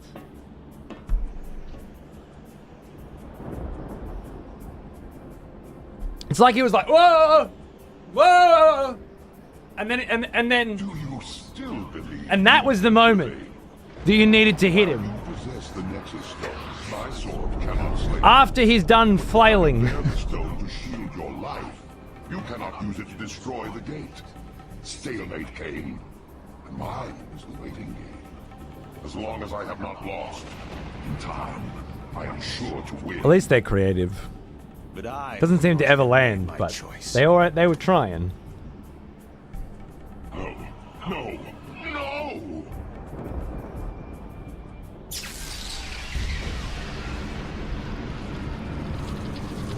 I will rend your soul.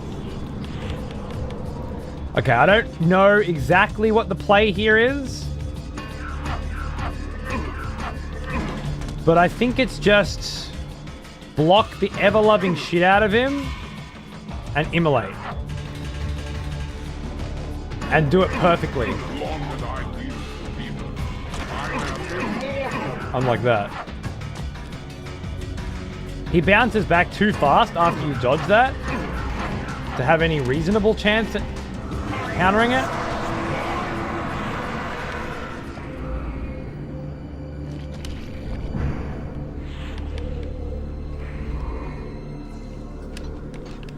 I have mastered. Doesn't look like that's gonna work. I am your doom.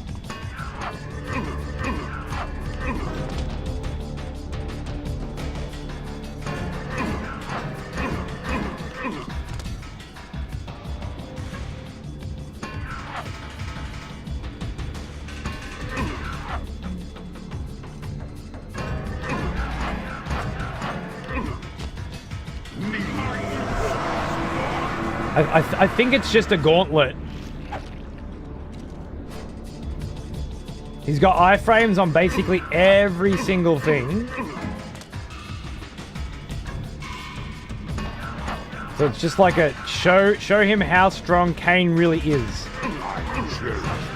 He can block 50 strikes. I'll kill with your own sword, Kain? That's nice.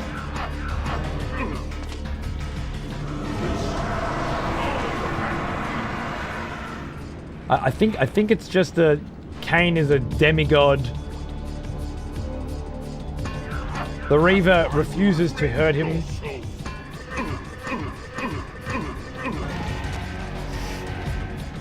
The Reaver is Raziel, right? That's where we're at. The Reaver is the protagonist of the previous two games.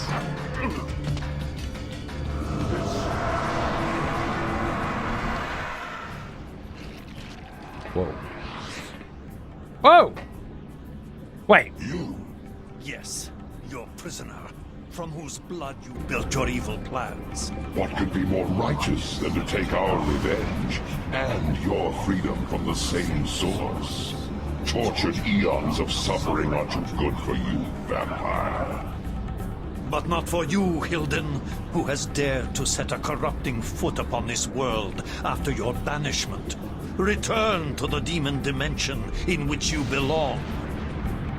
And by what right, cursed one, did you send my kind to that place of evil?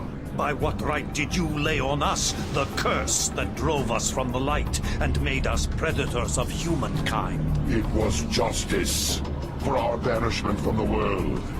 You see what it has made of our once fair race. I see you have taken your true form at last. Then go and see what it makes of you. Kain, the sword!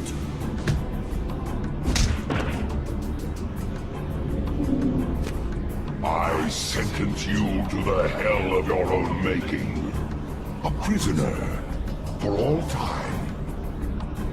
No! Kain! And now, it is your turn.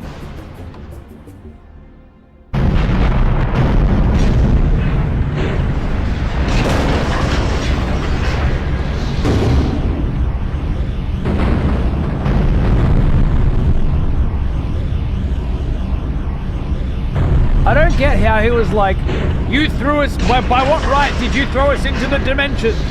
And then Janos is like, by what right did you draw us from the light? And then he's like, because you threw us into the dimension. That sword will not save you.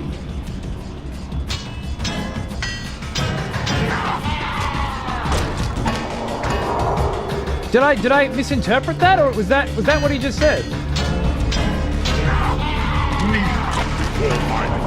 What, is it maybe a time thing? Like we could see that you were going to do that or something? A total avoidance of cause and effect? No good. You are outmatched. Cheeky boy.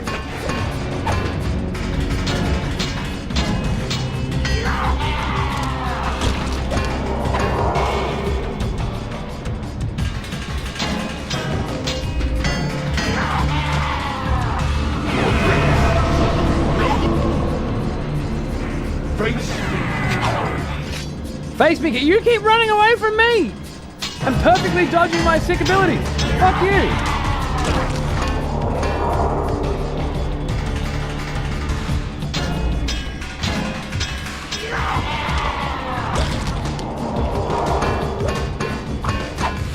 That sword will not save me. You're alright with the fucking blocks, aren't you, mate?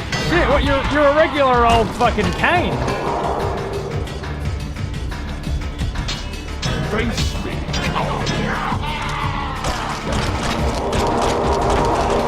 Oh! What the fuck happened? Hilden General Sarafan Lord motherfucker? You just got legacy, bitch! He's bringing it back though.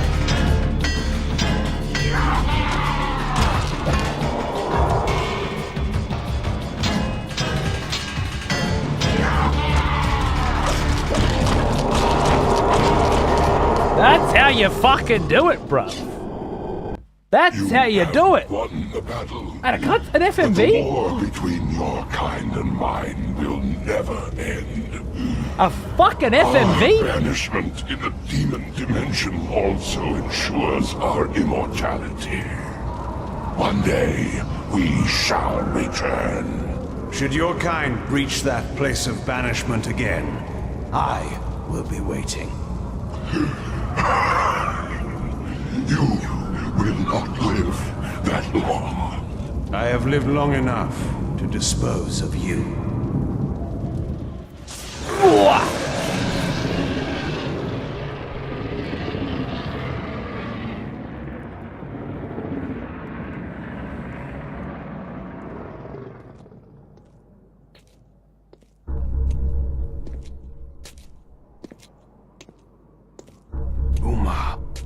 What was it she said to me in that fatal moment when she took from me the Nexus Stone?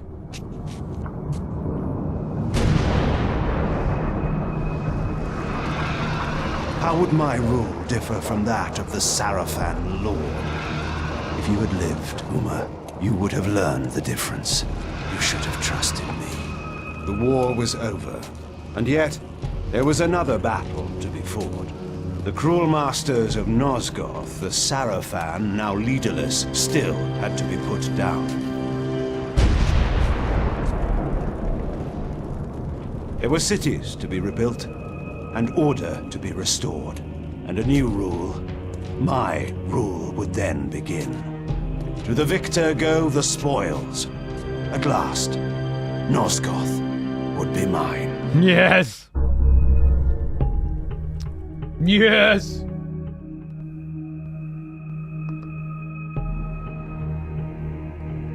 Okay, I thought they were pissing it up the wall at the end there. Oh, fuck yeah. But honestly, I feel like they brought it back with that sick-ass fucking CG cutscene. A cool return back to, like, using different abilities at the end. Janky as fuck, unfortunately, but, like, this credit screen as well with the concept art, man, they do so much right. Holy shit, look at that! Oh! Oh! The CG cutscene there was raw, bro. That was the age. That was the vibe of the day. Just like the first Blood Omen, but not with either Soul Reavers, I would want to play this game again. Like, I would play this game again.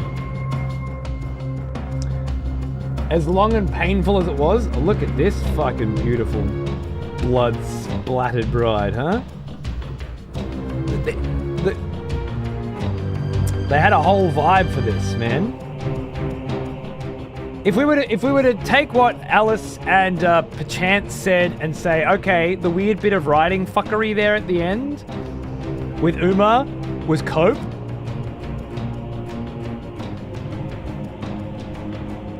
Hey, hottie. Earl Bowen was the Sarafan Lord. Okay. I can kind of make that work. I'm very confused about the justification for the Hilden's plans. Did anybody have any more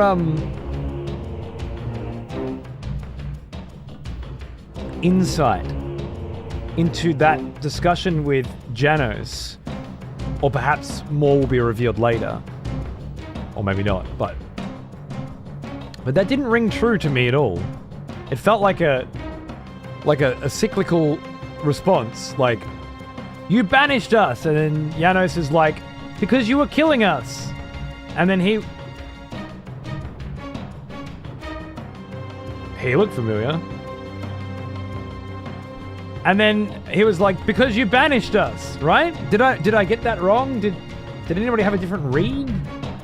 That's like the core motive for the antagonist of this entire series, and they washed it away in half a heartbeat with some nonsensical bullshit. That's how I heard it. You got it spot on. I don't understand how you can have 4 video games and the reason why all of them happened was that?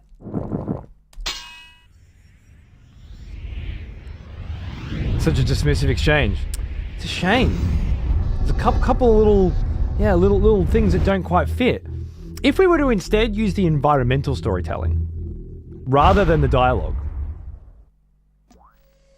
what we get instead is the Hilden City, the humans that have been living there since the dawn of humanity, that are cleaning up after science experiments that are still being performed to this day on them, that are being beaten repeatedly, just because, like, you walk into a room sometimes and they're just bashing the shit out of them, right? You find architecture with, like, braziers and just humans stuck to them, not waiting for their turn to be experimented on like downstairs, but just adorning the fucking halls, right? Like ornaments, right? And you get this kind of you get a better understanding, I think, than what the dialogue was able to do of why the Hilden attacked the original angels in the first place, why they attacked the humans.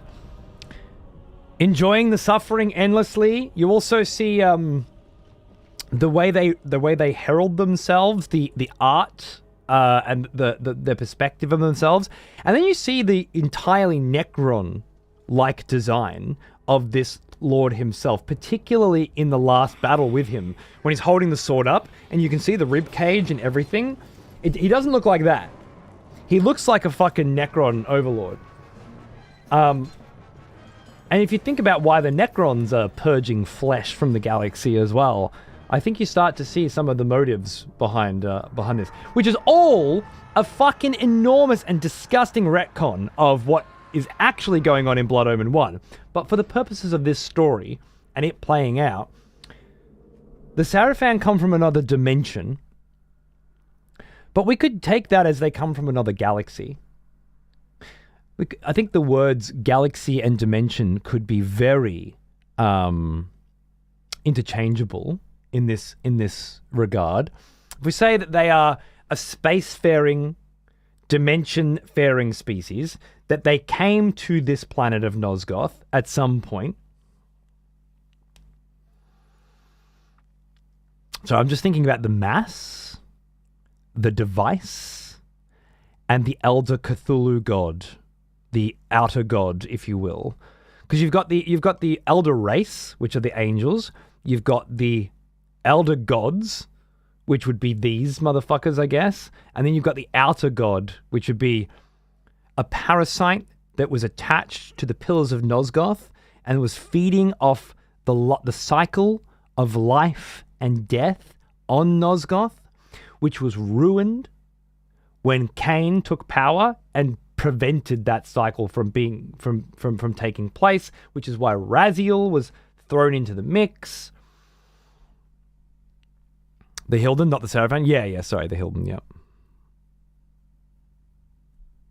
Second playthrough with a cheat code? Can you even use cheat codes? I don't know what that would I don't know what that would give us. No worries, Horror. Thanks, man. Have a good one. The fifth one makes all this make sense. Oh, good. Okay, well, there's good. We're up to Legacy of Kain Defiance next, and oh, there it is. And that's just been remastered. So I guess it'll look nicer and maybe have I won't have to install a fan patch to get it to, work at good old fucking resolutions and stuff. Maybe there is a payoff. The cheat code gives you the Soul Reaver and Iron Armor from the start of the game. Oh, really? That's funny as. I love it. Rather than rewarding you with it for finishing the game, it's a cheat code. Is Iron Armor? Oh, Iron Armor is the final armor. Oh, okay. So it lets you start. It's a new game plus. It's like a Konami style. You just input the codes and you get Kain from the end. New game plus. Rad. You love Defiance. It's your favorite one. Nice. Well, I'm very excited to get started with that on Monday morning. Easter Monday, I think, but I presume I'll be around, and I presume we'll be kicking off with that. If for any reason I'm not, it's because my voice is sore, or I'm fucking just too tired, and I need a break. I'd like to keep going, though. I'd like to keep the momentum rolling, and God, Blood Omen 2 is fucking sick. So I'm definitely in the mood for it. And then, of course, this new one, which doesn't seem to be very long, so I guess that's good. We'll be able to blow through that pretty quickly, I think.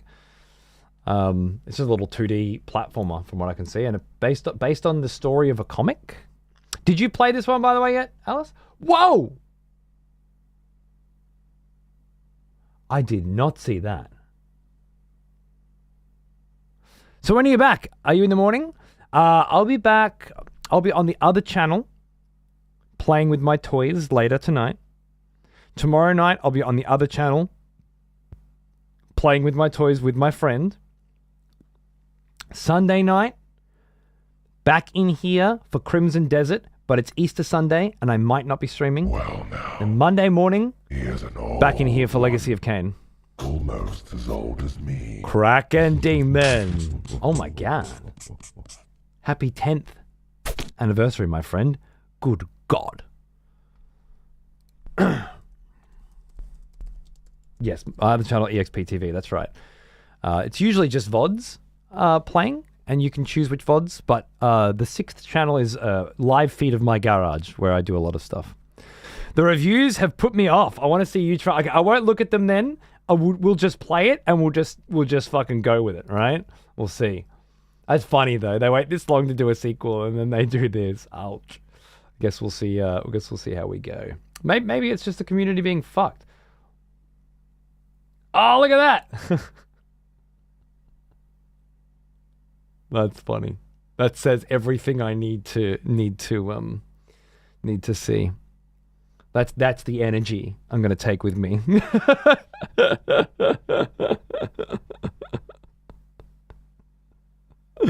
Oh, that's good. Get the excessively profane review? Yeah, we will. I don't know how long Defiance is going to take me to get through. Like, is it going to be another 8+ day playthrough, or is it a shorter, simpler game? We'll find out. There's no need to know, but we'll find out, and then we'll get to it when we do.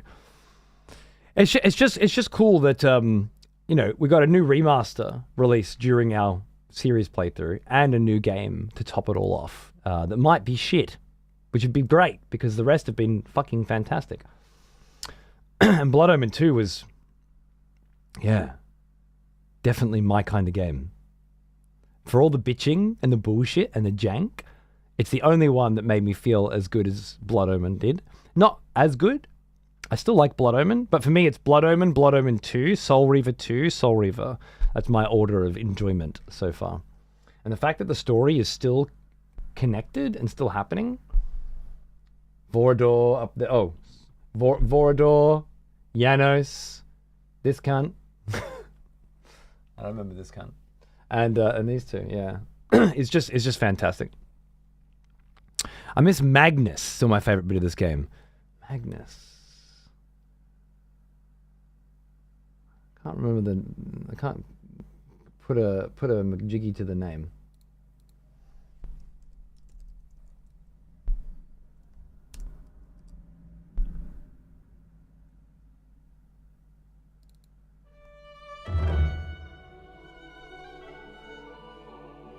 The prison boss. Oh! The one that was chasing me around with the fucking thing on his back?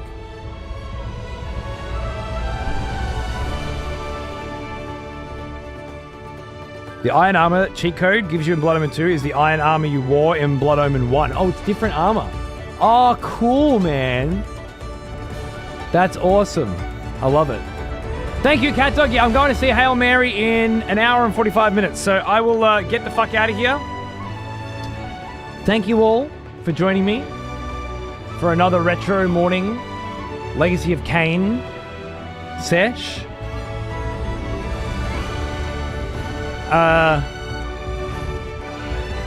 It was great.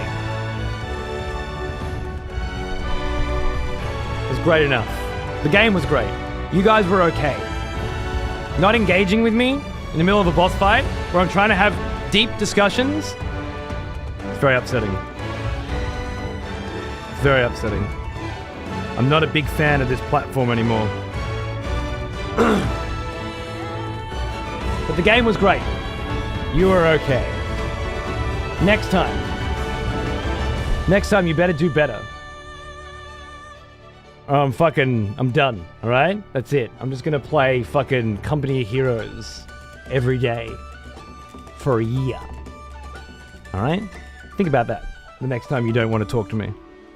Motherfuckers.